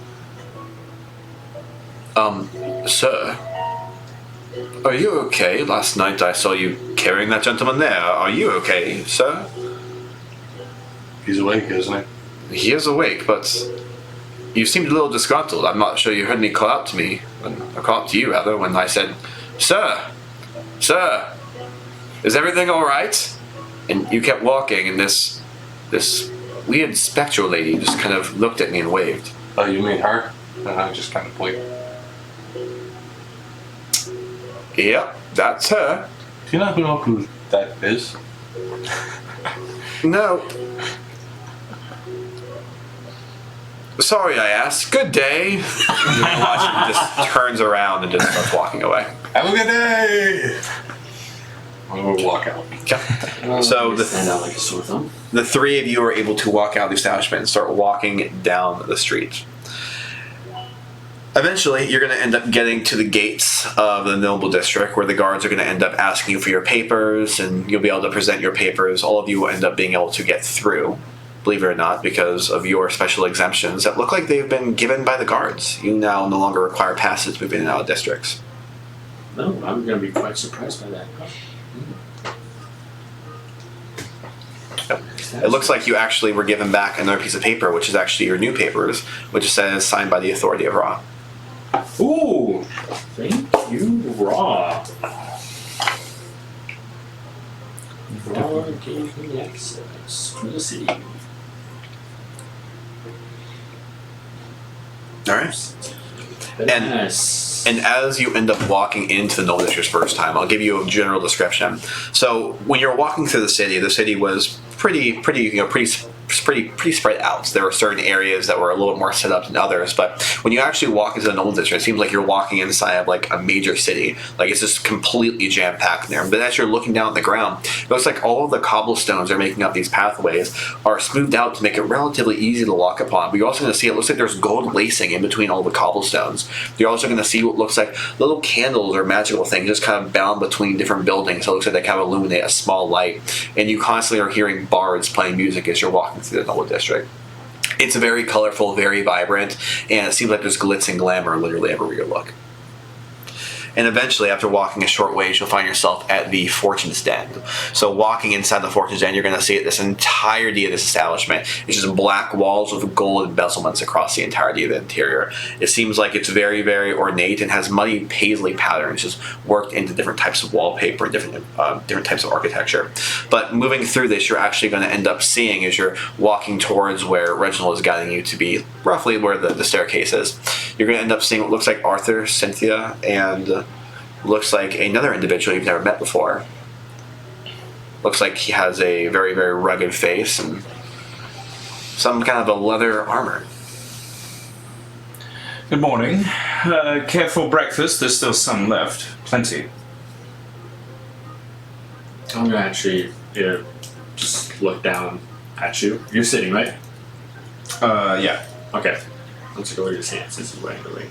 Yeah, it looks like he's wearing a ring that was, that was mentioned that he wears. But you've seen him wear this ring, and he always seems to wear this ring. Okay. So I just wanted to confirm he's still Yeah. wearing it. I'm not gonna mention anything to it. Breakfast actually sounds nice. Actually. Yes. What are they serving? Take a pick. It's the same as it was the day before. We just asked for, kind of everything. But hey, we need to talk. Of course, we have quite a busy day, lots of meetings, and I've been thinking, more about this this meeting with Nathaniel. Maybe Someone we could play confronted this. us last night. We mean confronted. I was met with 5. Do you think this is the best? And I kind of glance around to Cynthia and the other. Good to see you again. And the person I don't know. Be like, do you think this is the best spot? It's not. I'm gonna say this. I was met with 5 bolts. 3 of them hit me in the chest. We need to talk somewhere now. Can we not talk in front of everyone who knows everything? They can be around, but I'd rather not be out in the open. We're in the room or are we in the lobby? you guys could be in the room, yeah. Okay. I thought we were in the live for some reason. Yeah, I thought we were too, but it's fine. shit, It's no. fine. Yeah, I if thought you- we were yeah, eating I thought- already there. My bad. no, it's fine. It's fine. It's fine. We can retcon. Yeah, To you be can in the retcon lobby. them. Yeah, you can retcon to be unlocked. Okay. Okay, that's what I was thinking. It's like if you guys want to be in the room, that's fine. I'm not going to fight you. But like, no, you're down in the lobby. Damn it! It's my game, and I see you in the lobby. No, My question still stands. I have had. I barely know her. We've talked once or twice. I don't know who he is. Are we? oh, I do remember you. Yeah. Yes, Good to see you again. absolutely. Are we? Friends. All friends here. Yes, this is Beldar. Beldar, this is Cynthia. This is No, I know, Beldar. I spoke to him a little bit. Remember when you were outside with the rest of the people and you were interviewing us, and you pulled me outside, and your group almost made me cry? Yes. Well- I was speaking with him inside. He's a very pleasant gentleman. Margaret. I'm glad you remember. Yes. Another companion of ours. Who escaped with pride. I thought that was Cynthia. Yeah, that was sensitive. No, Their voices are very crossing similar. a lot of wires right No, it's okay. No, so here's the thing. You normally pick it up. It's because we haven't had them talk in a long time. So Cynthia is always high pitched, a little bit faster. Margaret's always high pitched, a little bit softer and slower. Mm-hmm. So there we go. That's your reminder of how they talk. Yes, Beldar's. Because believe it or not, my feminine spectrum of voices is rather limited. So Oh, yeah, it's crazy. should work on that. I know. I need to. Beldar's quite a joy to have around, especially around a drink. But I digress. You all will be seeing a lot of Beldar. We've made quite an acquaintance. Sorry, not that Beldar's important right now, but what's important? We need to talk about something. Okay. Well, We our need next meeting is soon. Well, our first meeting. But I do believe we have time to run to the room and speak privately. We'll try to make it as brief as possible. You seem distraught. You want us to be there? Or? Yes, that's perfectly fine. Okay, then let's go back up to the room then. Right. Remember, was it Arthur? You mentioned that there was a meeting to get some magic at Yes. one point, and then you're supposed to also have the meeting with the. Oh, God! That reminds me. You mentioned the guards are supposed to be coming up here. Maybe it is best we go upstairs anyways. The guards will meet us at the room. That's where we agree. Yes. Oh, we should just go now before we miss them. We don't want to miss them. Lead the way to the room. So the lot of you end up getting up into the room, open the door. It looks like there's still some leftovers from breakfast. Looks like there's ham and looks like some poached eggs and some different types of toasted breads. And of course, there's a bottle of wine that's uncorked. I'm gonna grab the bottle of wine and a slice of ham. And just sit in the corner and wait to see what the fuck's about to happen. Not There you go. happy, just kind of pissed off, feet dangling, swinging around like. Like a child on Christmas, I waiting for love the first it. present to get given to him. Let's go. All right. I'm just gonna go ahead and just shut the door, just lock it. Well, After you left, after you took your leave, did some signing. One of the guards came up to us, saying that Ra was requesting an audience with us. Thought it was odd at first, but the drinks played in that. Agreed. We went out. We were in the alleyway. Can we do history to see if we recognize the guards from any of the earlier interactions? Sure, go ahead and roll. 11. Okay. You were pretty drunk, but the face wasn't all that familiar to you. But then again, all the guards kind of look the same. Yeah. So. Okay. I should have immediately thought something was suspicious the moment the guard said that Ra was waiting for us outside. Ra is the type of person to make his presence known. Again, alcohol had a little play in that. okay. We met with someone that we thought was Ra at the moment. Turned out we were wrong. I was suddenly met with a dagger being pointed at my abdomen. Someone from the Thieves Guild. He was demanding I give your name. Rest assured I did not. My name. For what reason? He had him and the others. He was not alone. Thieves Guild. Never. He was under the suspicion that you were part of the Lord's court. He pointed out that you're carrying and wearing that ring. Only members of the Always wear Lord's. those. Well, they said that members of the court wear the ring Well, no. given to them. This ring I did find. It was so to clarify what your memory was. When he was talking about that, he said that he's seen that ring in possession of the Lord's court, and the only way he could have gotten it was potentially like stealing it or having worked with him or blah blah. There was a bunch of different things that he Working gave. with the Lord's court. Yeah, there's a bunch of different things he gave, potentially part of the Lord's court or whatever it might be. But it was all based off the thing that ring, not so much was like a it's not like a sigil of the court or anything. It's just. Well, yeah, I was getting. Yeah, I to just- the point. yeah, okay, I was getting to the point, like either you're with I'll the let you go. Lord's I'll let you go. court, I'll let you go. or you might have found it on a corpse, which I'm inclined that that's what happened. Regardless, he demanded that we give your name. I refused to, and as did Beldar. I attempted to flee the scene. I was unsuccessful and landed on the ground, unconscious.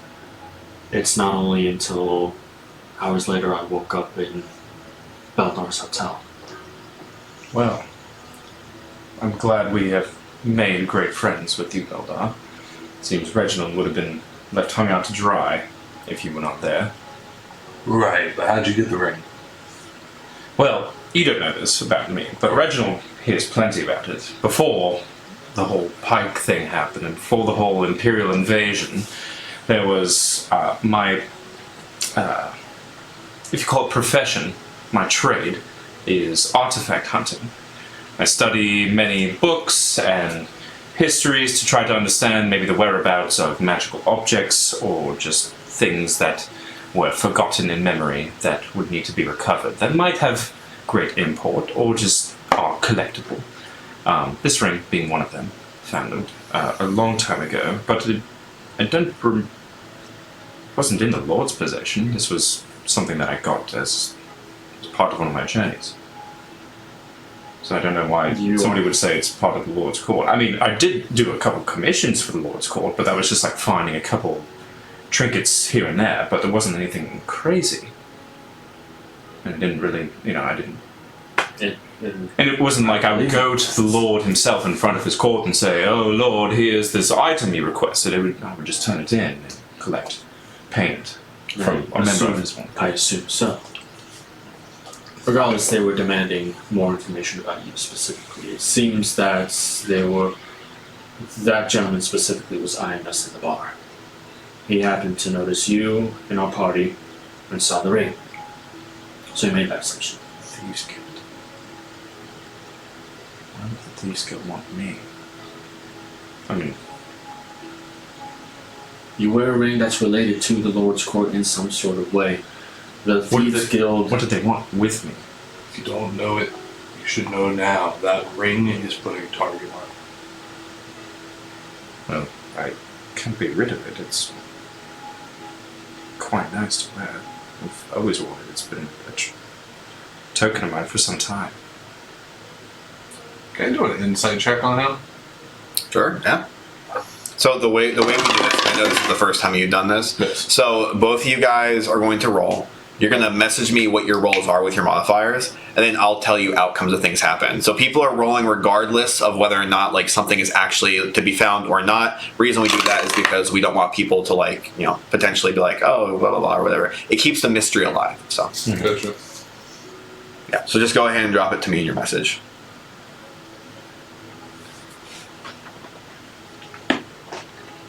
Okay. All right. So what specifically were you inciting? See if he's full of shit. Okay. so as you're kind of like watching him like talk about this and everything, and you're like listening to the tale, and he's kind of messing with the ring. It seems like something is a little bit off. Like maybe there's something that he's reluctant to say, or maybe there's something that's like is kind of like on his mind. But it seems like maybe there's not a whole truth, or maybe there is. It's hard to detect exactly what it is, but it seems like something's a little off. So Reginald, this might just be me, but it seems like he's still hiding something. We all have our past and our secrets. I'm sure you have them as well. Damn right. Well, what do you want to know? I just want to know if we have a Tell target on us. Why would someone come after you based off that ring?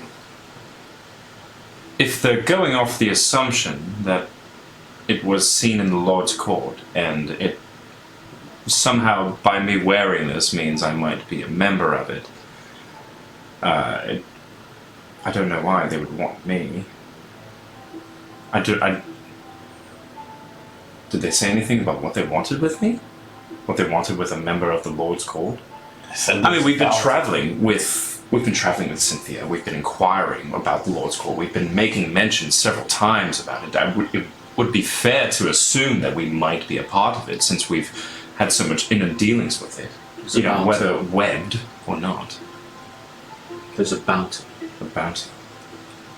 And For just me or for? I'm confused. The history was. Yeah, so roll history really quick. And you can roll advantage because it was a well, actually, it's not going to be advantage because you were drunk, so it's just going to be normal roll. So no disadvantage, no advantage, it's just a roll. Four dice and take- So banking on that history, fucking advantage. 8. 8. You can't remember exactly what it was. It was something along the lines of. Oh man, you just can't remember. I don't think it was for you specifically. Maybe for anyone affiliated with the Lord's courts, anyone in hiding. Regardless, there is a bounty set on you because they presume you are affiliated with the Lord. Listen, friend, you were saying that you're trying to avoid any potential crosshairs on yourself. You have a pretty big one on you right now. Didn't even know this was the case. I thought we only had to worry about the grand things, like the Lord's Court, for example, which you obviously know I'm not a part of. I know you're not. Know the inner workings of. We only have some documents. I remember when we escaped the keep from Pike, we... oh god, what was his name? Oh no, I'm forgetting the little one's name. Made quite well away with some items from the Lord's Court. The ring was not one of them. This has always been mine. But there's also Just sidebar something. I gotta tell you something later.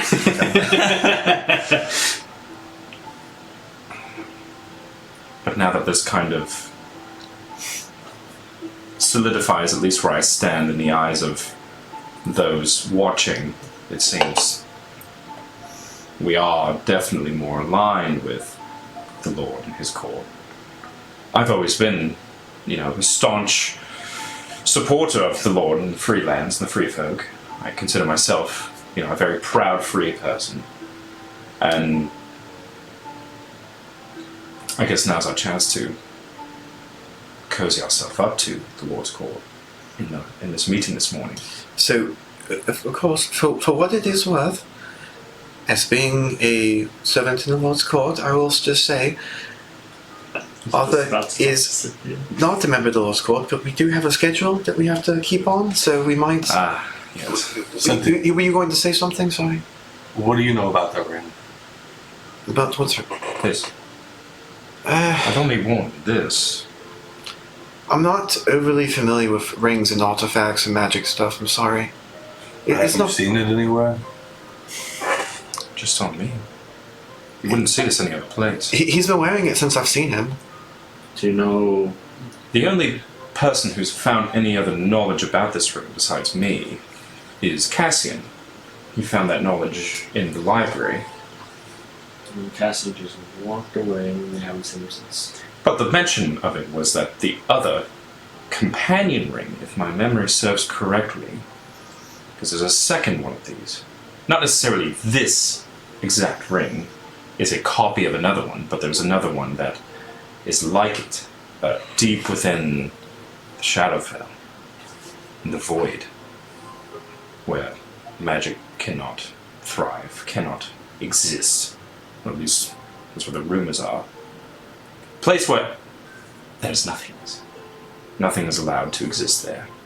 But people did try to traverse the void and the Shadowfell, and didn't make it. And the thing Cassian was really interested in was trying to find the ring. He found out that this ring was very valuable and very powerful, though I have yet to unlock any sort of its secrets. But it's quite nice to wear, and it's very powerful. Maybe you should let Zephyrs take a look at that. Perhaps it would help to. I didn't realize this would. I just wore this as a trinket, as just part of my thing. Maybe Not necessarily flip the band around. I suppose. Doesn't the ring give him like magical things around his arm? No, but let's have you go ahead and roll investigation on that. You're on purple stuff the whole time. That's a 9. Okay. So as you're kind of like watching this and everything, you see what is like this pulsating kind of like smoky like tattoo on his arm, and every time you've been seeing it, it's just you kind of get like a weird unsettling feeling, and it's just ugh. Does that have to do with that? Oh, well, this is entirely separate. This is something that Reginald and I would want to catch you up on. Perhaps another time when we don't have a time crunch Yes, or a schedule to maintain. We should probably try to maintain that now. But I will, of course, tell you later. But this has nothing to do with the ring. I'm just gonna kind of rub my head. I've already finished my hand at this point, and fine, I guess, and take and chug the rest of the bottle of wine. But I leave like one sip, like, I'll finish off. There you go. All right, so gentlemen, should we be off? We have a very, very tight schedule, but word that the guard hasn't come yet. Maybe we leave Vivo here to make sure we communicate with the guard. This is for Ra, This correct? is for Laura, yes. So Raw, and we're meeting Nathaniel where again?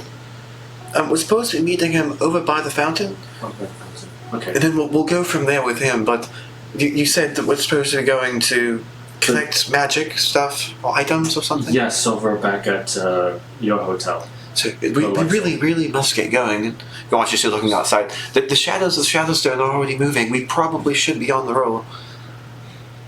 if you'd like, we can leave them here for when the guards arrive, and I can scribble down my room number.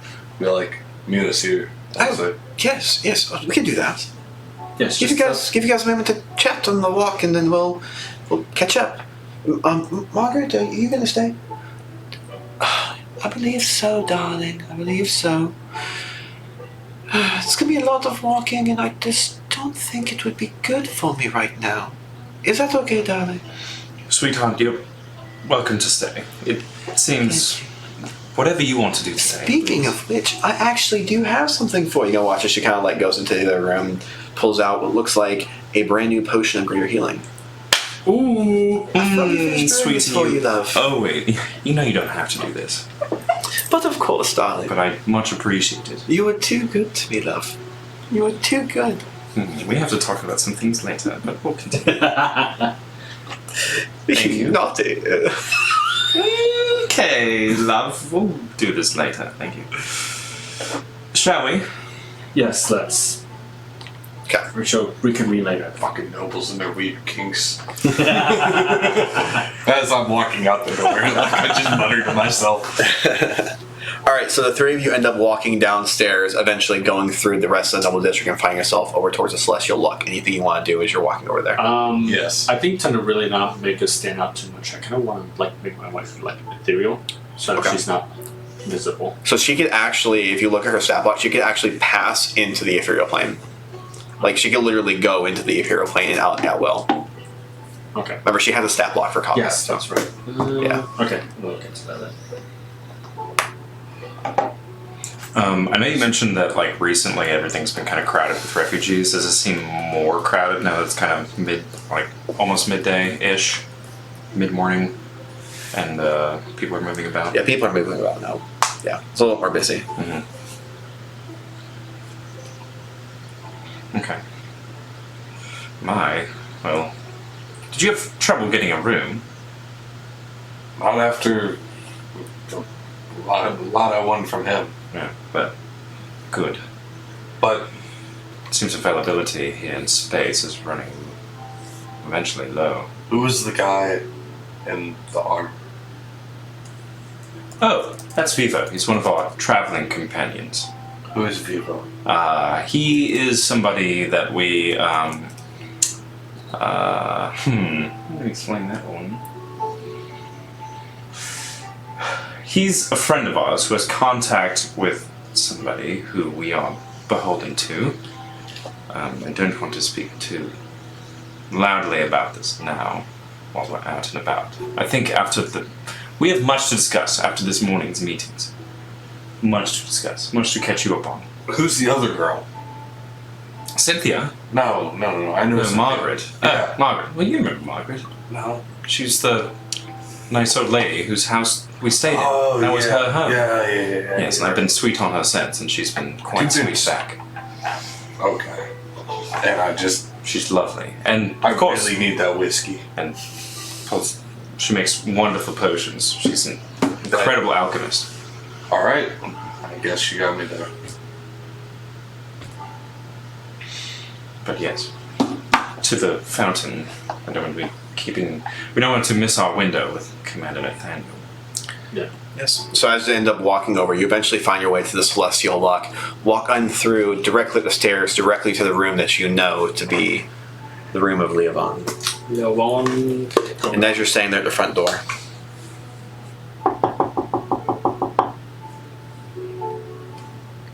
Oh. Good.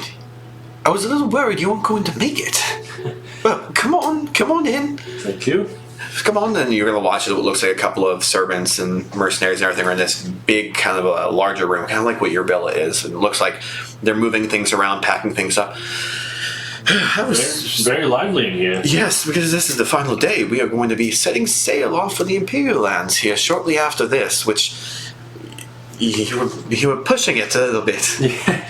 How did things go with last night with your betrothed? So much better, Isabella. She's finally wised up and come around, and I've agreed to be more sympathetic and generous for the time being with my things. I'm gonna put my hand on his shoulder, like, come here. It's all communication's key. She's been very adamant about that, and you watch as she kind of looks over to the other room. She's been very adamant about that. So, anyways, here we go. And you watch as he points to a chest that's sitting in the corner of the room. They haven't touched this one yet, so go ahead and take your pick. All right. I'm gonna open it up. Okay. As you open it up, you see what looks like a couple of things. A couple pieces of paper stick out to you, and it looks like it's a pretty small bucket, but it's pretty small chest, but it's pretty dark in there. It looks like there's some clothing, but as you're kind of holding the clothing, it's like that doesn't really look like it's magical. It's like there was some padding and everything that we added inside of that. Just be careful. Be careful. So, what do you want to do? I'm gonna kind of neatly put some stuff aside, but I'm like trying, I guess, to see if anything sticks out as magical. Okay. Yeah, go ahead and roll Arcana as you're going through the stuff in there. Since we're all kind of there, can I just lend a help? Yeah, you go. Yeah. What was it? Arcana. 18. 18. So as you're going through, you're going to end up seeing what looks like a couple of scraps of paper, but two pieces of paper really stand out to you. Okay, I'm gonna look at those two pieces. Okay.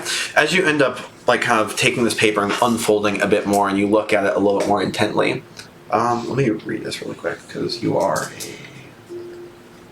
Okay, so you're actually going to be kind of like staring at these arcane symbols on there, and eventually it's all going to start coming into vision as you're reading what looks like a spell scroll of scrying.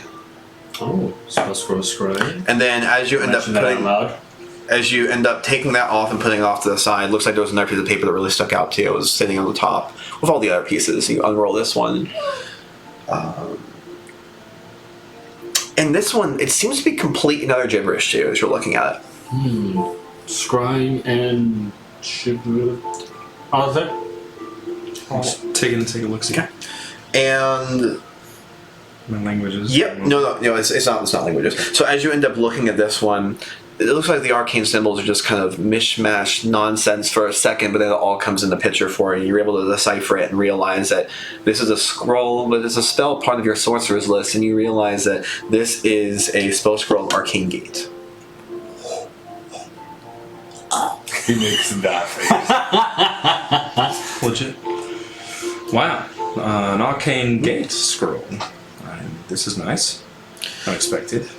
Then that's going to be what you see kind of initially. There's definitely plenty of stuff you could kind of go through in there, and plenty of padding and everything inside the container. I want to just kind of diligently kind of go through. Okay. The whole pile. Yeah, just kind of put stuff on the side a little bit Sure. as I'm going through. You could roll investigation with advantage. Yay!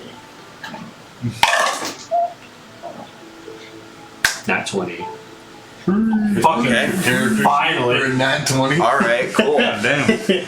I still wanted to look at it to see what's the max one. I mean 23, but still nat 20. Nat 20. Nice. Okay.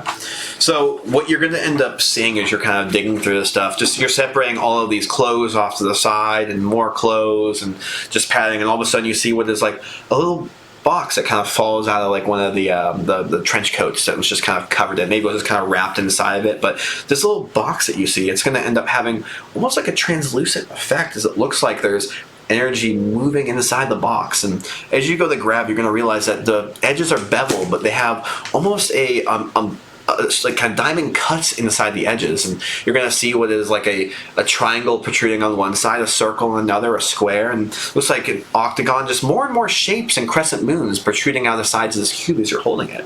And as you're sitting there looking at it, you feel like there's a magic radiating from inside of this thing as you move it, and it seems like the light seems to pass through and almost be refracted, not even by this glass or diamond or whatever it might be, almost like it's being refracted by the magic inside. It's one of your D&D dice. The glowy one specifically. So that's one of the pieces that kind of stands out to you. The next piece you're going to end up finding as you're going through is you're going to see what is like a little baggie that you kind of, it had a little bit of weight to it, but you pick up the baggie and you kind of undo the twine and open it up, and you see what looks like 4 horseshoes just sitting inside there as you begin pulling these horseshoes out. Sense maybe some sense of magical energy. It's a little bit unsure, but you feel like you have something in there, so you put it off to the side. I also do want to notice I have the relic of enlightenment that the hag also gave me. So. Okay. That's different. Wait. So remind me exactly what that does. So anything that's kind of like fey, in a sense, just gives off like a glow to me. So I'll know instantly if something has like fey magic to it. Gotcha. Okay. I just want. No. That's a good note. That's a good note. Let me double check these things really quick, because that might actually make it a little bit easier for you.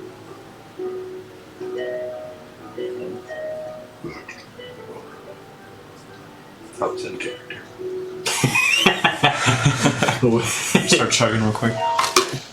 Get some bubbles built up.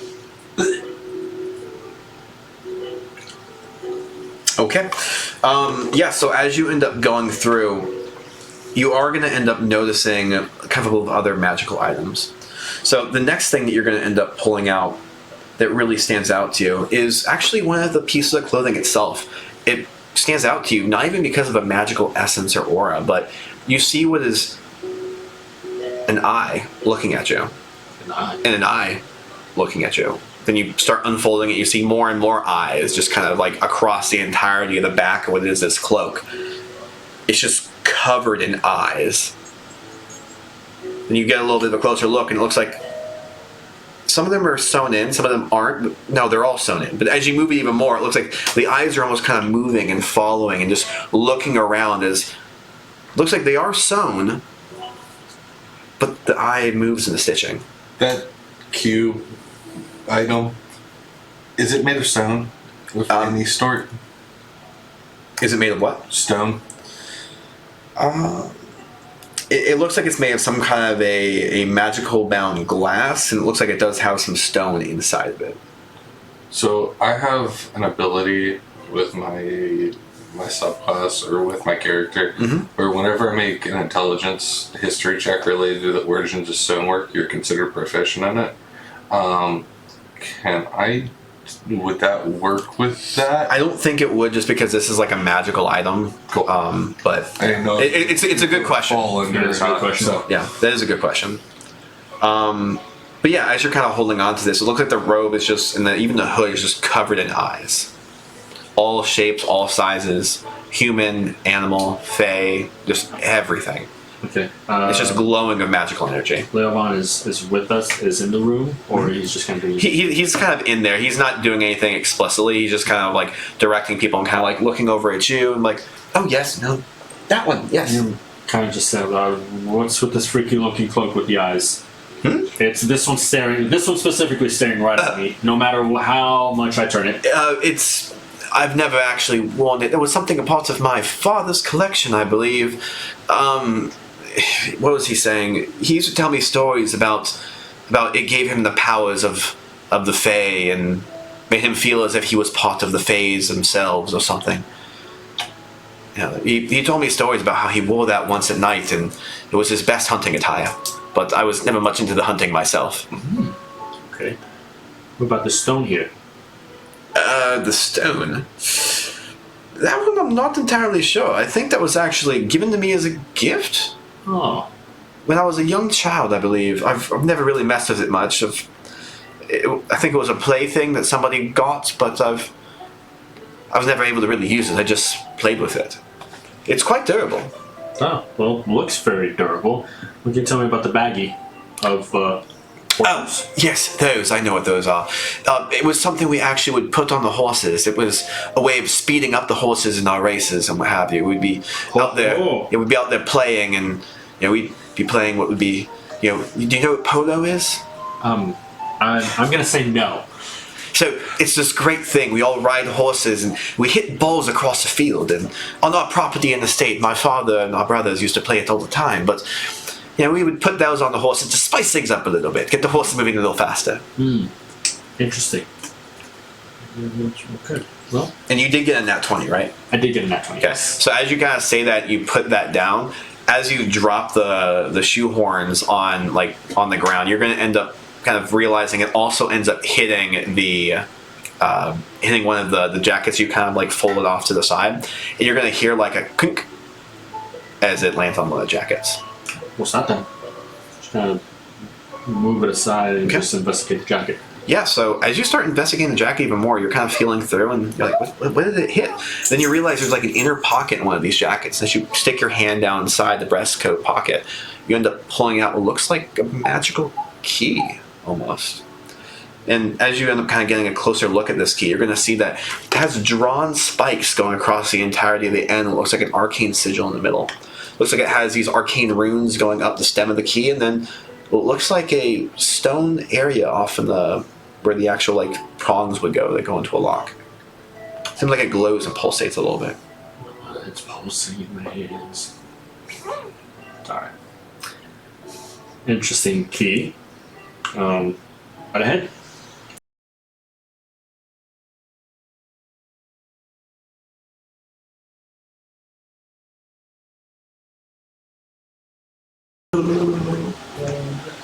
This mysterious key of doom. Probably some really fun encounters with Stream quality is good. Stream quality is good. Okay. I see live. I see you live. I see. I'm still in the chat. Chat, are we live? I think we're live. Chat, is this cool? Chat. I think we did it. We restarted the router, we restarted the computer. Yeah, chat saying yup. Yup. All right. So, Give me a 1 in the chat. without skipping a beat, Crazy. Hey! All right, without skipping a beat, let's go right back into it. So we restarted the router, restarted the computer, we're good. Okay. Okay. So Imagine a song. you were casting identify on the key And you also end up, when you're kind of looking a little more, there was one more piece that was kind of covered off by a bunch of other, robes and everything in the corner of this chest, and you realize you're pulling this all off. It was a giant gold-plated armor set. Ooh, shiny. Ooh, but dead weight. Okay. None of us can wield or use it. All right. So it's full advantage. Now, going to you. So as you've been holding on to this thing, casting Identify on it, you're eventually going to end up recognizing that this actual key, it doesn't just have unique properties. No, it has extreme magical properties to it. As you're holding on to this thing, you're going to realize that while it shimmers, you turn and the runes seem to kind of move and glisten, almost like they're kind of speaking to you. The entire duration of your casting this, you're going to realize that they're almost telling you to, demanding that you use it. Use. And as you're holding on to it longer and longer and longer, something kind of jumps out and you realize this is conjuration magic. But more often than that, you realize that this particular key, whenever it is inserted into any kind of a lockable door, a chest, or a gate, when turned, you know that it opens. But the door that swings open is not the door sitting before you. No, but as you open it, you're expecting that it creates something behind the door. Almost like another dimension, another space and time, another realm. And once the key is used, it creates almost this portal leading to somewhere else. And it stays open for a period of time of about an hour. For those who enter this thing, for those who enter into the portal will stay open for about an hour time period, but you'll only feel like but mere minutes the time that you'll be inside this portal.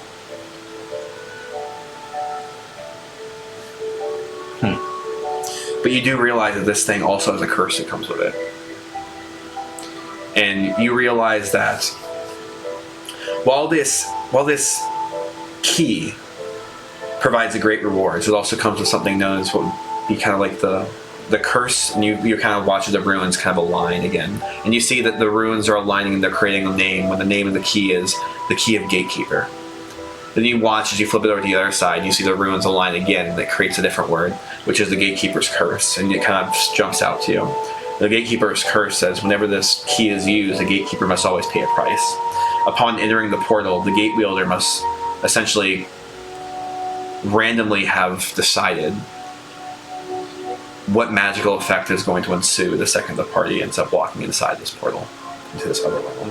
Some kind of a curse will afflict the entirety of everyone in there. And every time that this key is used, the runes seem to shift on the key.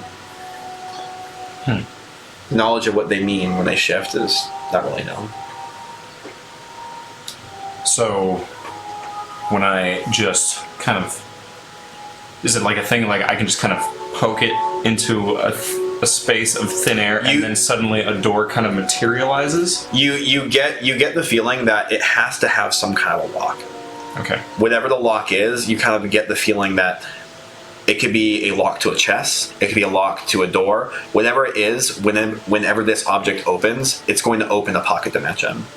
So if it's a chest, you better hope you can crawl into that chest. If it's a door, it needs to be a big enough door. If it's a tiny little lock, well, good luck walking into the little hole that lock makes. But there will always be a portal that opens. And do I choose the dimension? Does it say anything like that? It looks like there's a random element to it. Okay. Gotcha. Might be tied somehow to the runes, but it randomly generates something that you could go into. Mm-hmm. What's on the other side, you're not entirely sure, but it randomly generates a pocket dimension of some kind. And then there's a curse associated with it when you walk inside. That's all you know.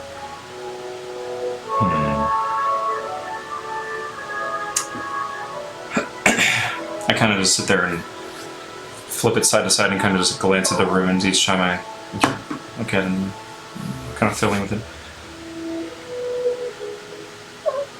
Between this and the cloak is what I would want. No, I'm very intrigued by this. toss the horseshoes off to the side. Do we know what this cloak is? From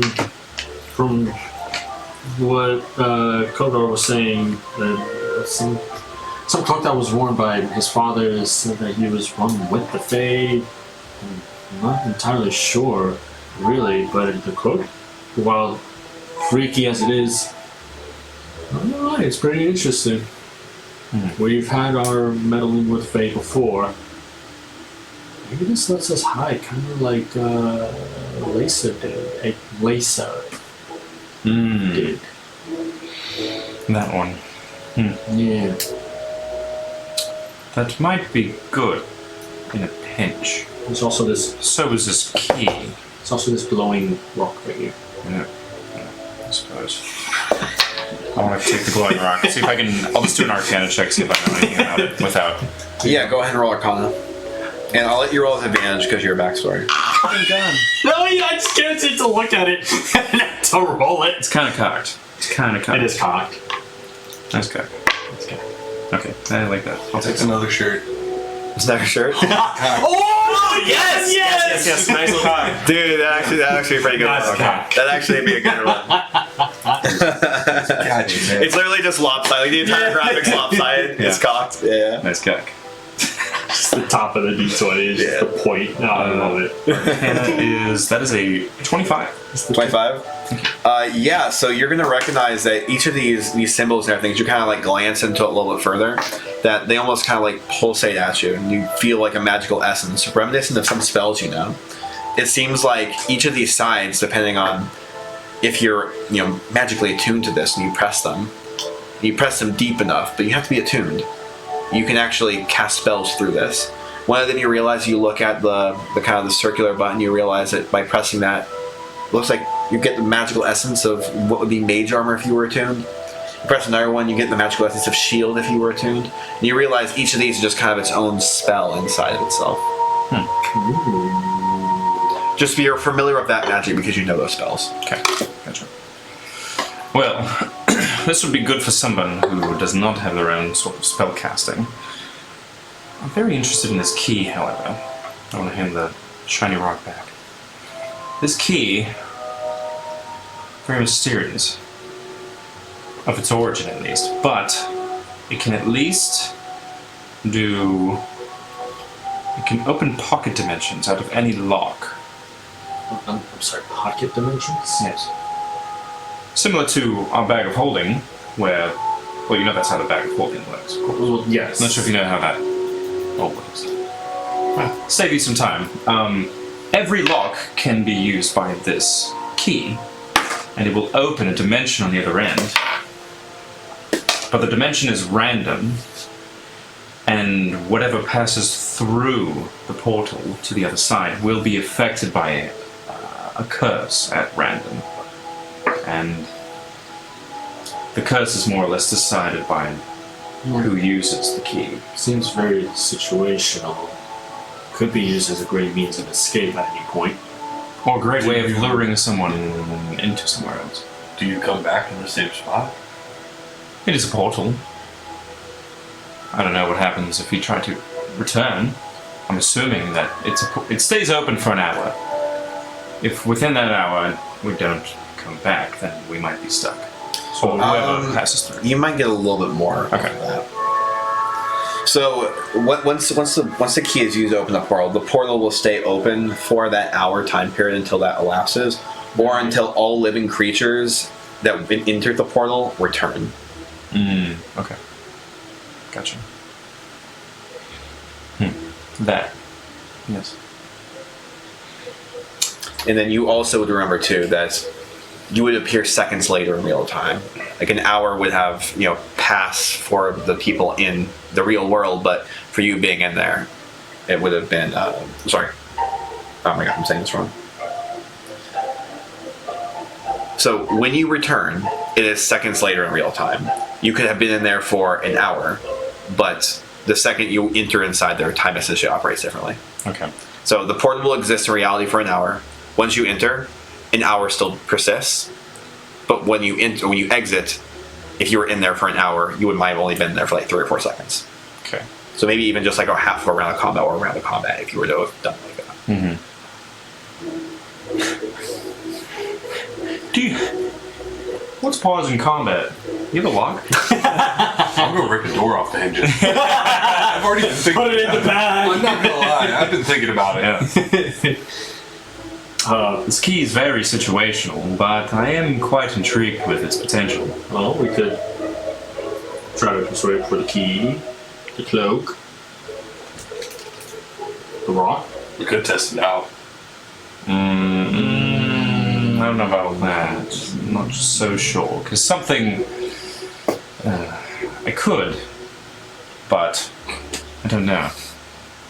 I wouldn't want to use it here in Shadowstone because Right. magic still. Magic. No magic allowed in this mouse. Even I do cast Identified with this one. Right? Did you say it would be second? did. Luckily, you're in your own private. you're in a private domicile. Look away. It's very, very minuscule, but not too flashy, not too flashy. It's not flashy, so you're fine, you're fine, you're fine. I don't know. So, Potential with this one. There's a fine-looking door over there. There is. Could bring it over here. let's leave the door. Let's leave the door on the hinges. Okay. Maybe another door. Maybe another door. All right. Probably. Okay, look, we don't have much time. So, key, rock, cape, scrolls. Scrolls could be nice. Scrolls. I would like the arcane gates, but So, I think 5 things we can push It's this. a pair of scissors. Pair of scissors. Yeah, because there's rock and paper. I see what you did there. You know, this one's clever. It's like a fucking psychic damage from that. If you want to. 3 damage from cringe. Fucking D4 psychic damage. Fucking hangover just hits me. Dies from cringe. If I was to choose one item from the batch, I'd give it the key. Just because I want to study it more. The cape, only one of us can wear it. But we could transfer between people. That could make, quite an advantage somewhere along the way. But, I don't know. Sidebar, did you tell us about the curse or no? Yes. Okay. Yeah. But what do you think the effects will incur? I don't know. That's what would be. That's what I want to study. Well, I'm gonna pitch it to Levon. So, Levon. Oh. Yes, what is Chosen it? some things of interest, mainly these, most likely these scrolls, this little shiny rock, as well as a cape and this cape here. Excellent. Which one? One. Yes. Which one did you decide? Well, we're kind of fond with quite a few of them. You got the clothes on my back too? No, you can Are you keep the offering? clothes. No. Oh. It was not an offer. He'll do it. He almost took that door, by the way. Unrelated notes. Tell me, Leo, where did you come by this key? I was kind of holding. Oh, it was an engagement present by an old wizard friend of my father's. Do you know the name of the wizard? Ugh. Is his name wizard name XYZ? To be determined later. No, I don't actually know. Well, I just know he was very popular in the region for some time. Here or where you originated from? No, in the region. I'm not entirely sure. Would it be Zephyrus? The mage here? Zephyrus! Yes, that's his name. Zephyrus. Then all the more reason I want to take this key, gents. I want to take this key to Zephyrus and see what we can find out about it. well, okay. Well, here, let's. Well, I mean, the rock. Well, very nice. Very nice. I mean, are you fond of it? Nah, No. Okay.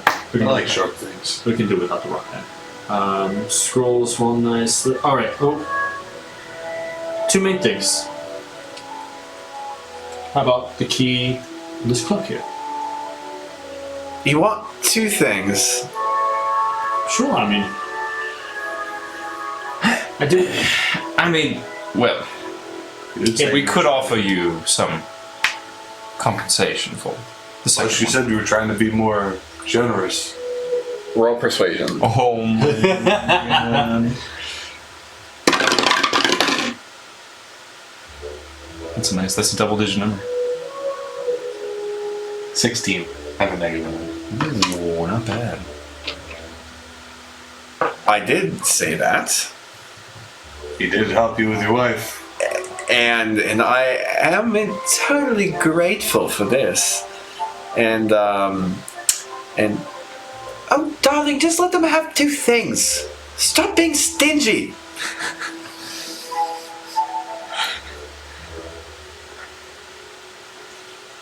I've had a change of heart. Let's go.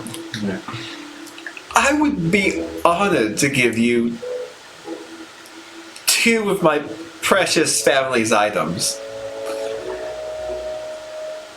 for saving the love of my life and everything, you know? What's money when it comes to love, right? Here, for your travels, and I'm just gonna slip him a little pouch. I'm gonna give it back his money that he gave me, and a little then some 50 gold.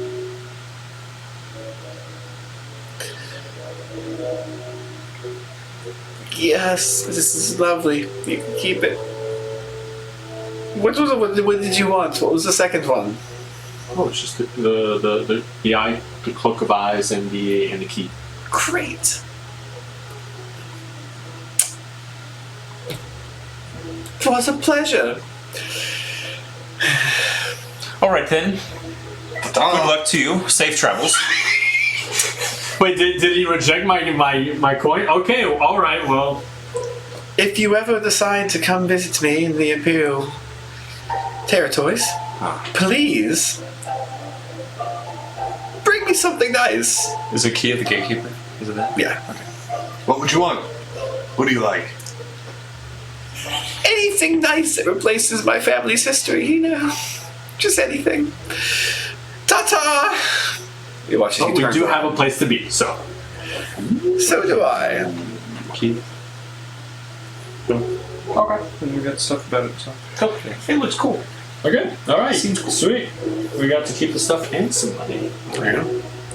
And as the three of you end up heading out, walking downstairs to the Celestial Luck, you end up finding that Cynthia is just waiting down there for saying, "We got to get going. We're supposed to go meet Nathaniel. Please, please." She with the guards? Oh, she's just hanging out downstairs while you guys are doing this. I thought she was in the room. Viva and Margaret. Oh yeah. But like, Viva yeah. and Mar- Viva and Margaret. But they're back now. So please, please. All right. Well, we're finished. This is done. Let's meet Nathaniel. Yes, let's go. Oh, and speaking of, right after we have our meeting with Nathaniel, I set something up. We'll speak with Commander Ron.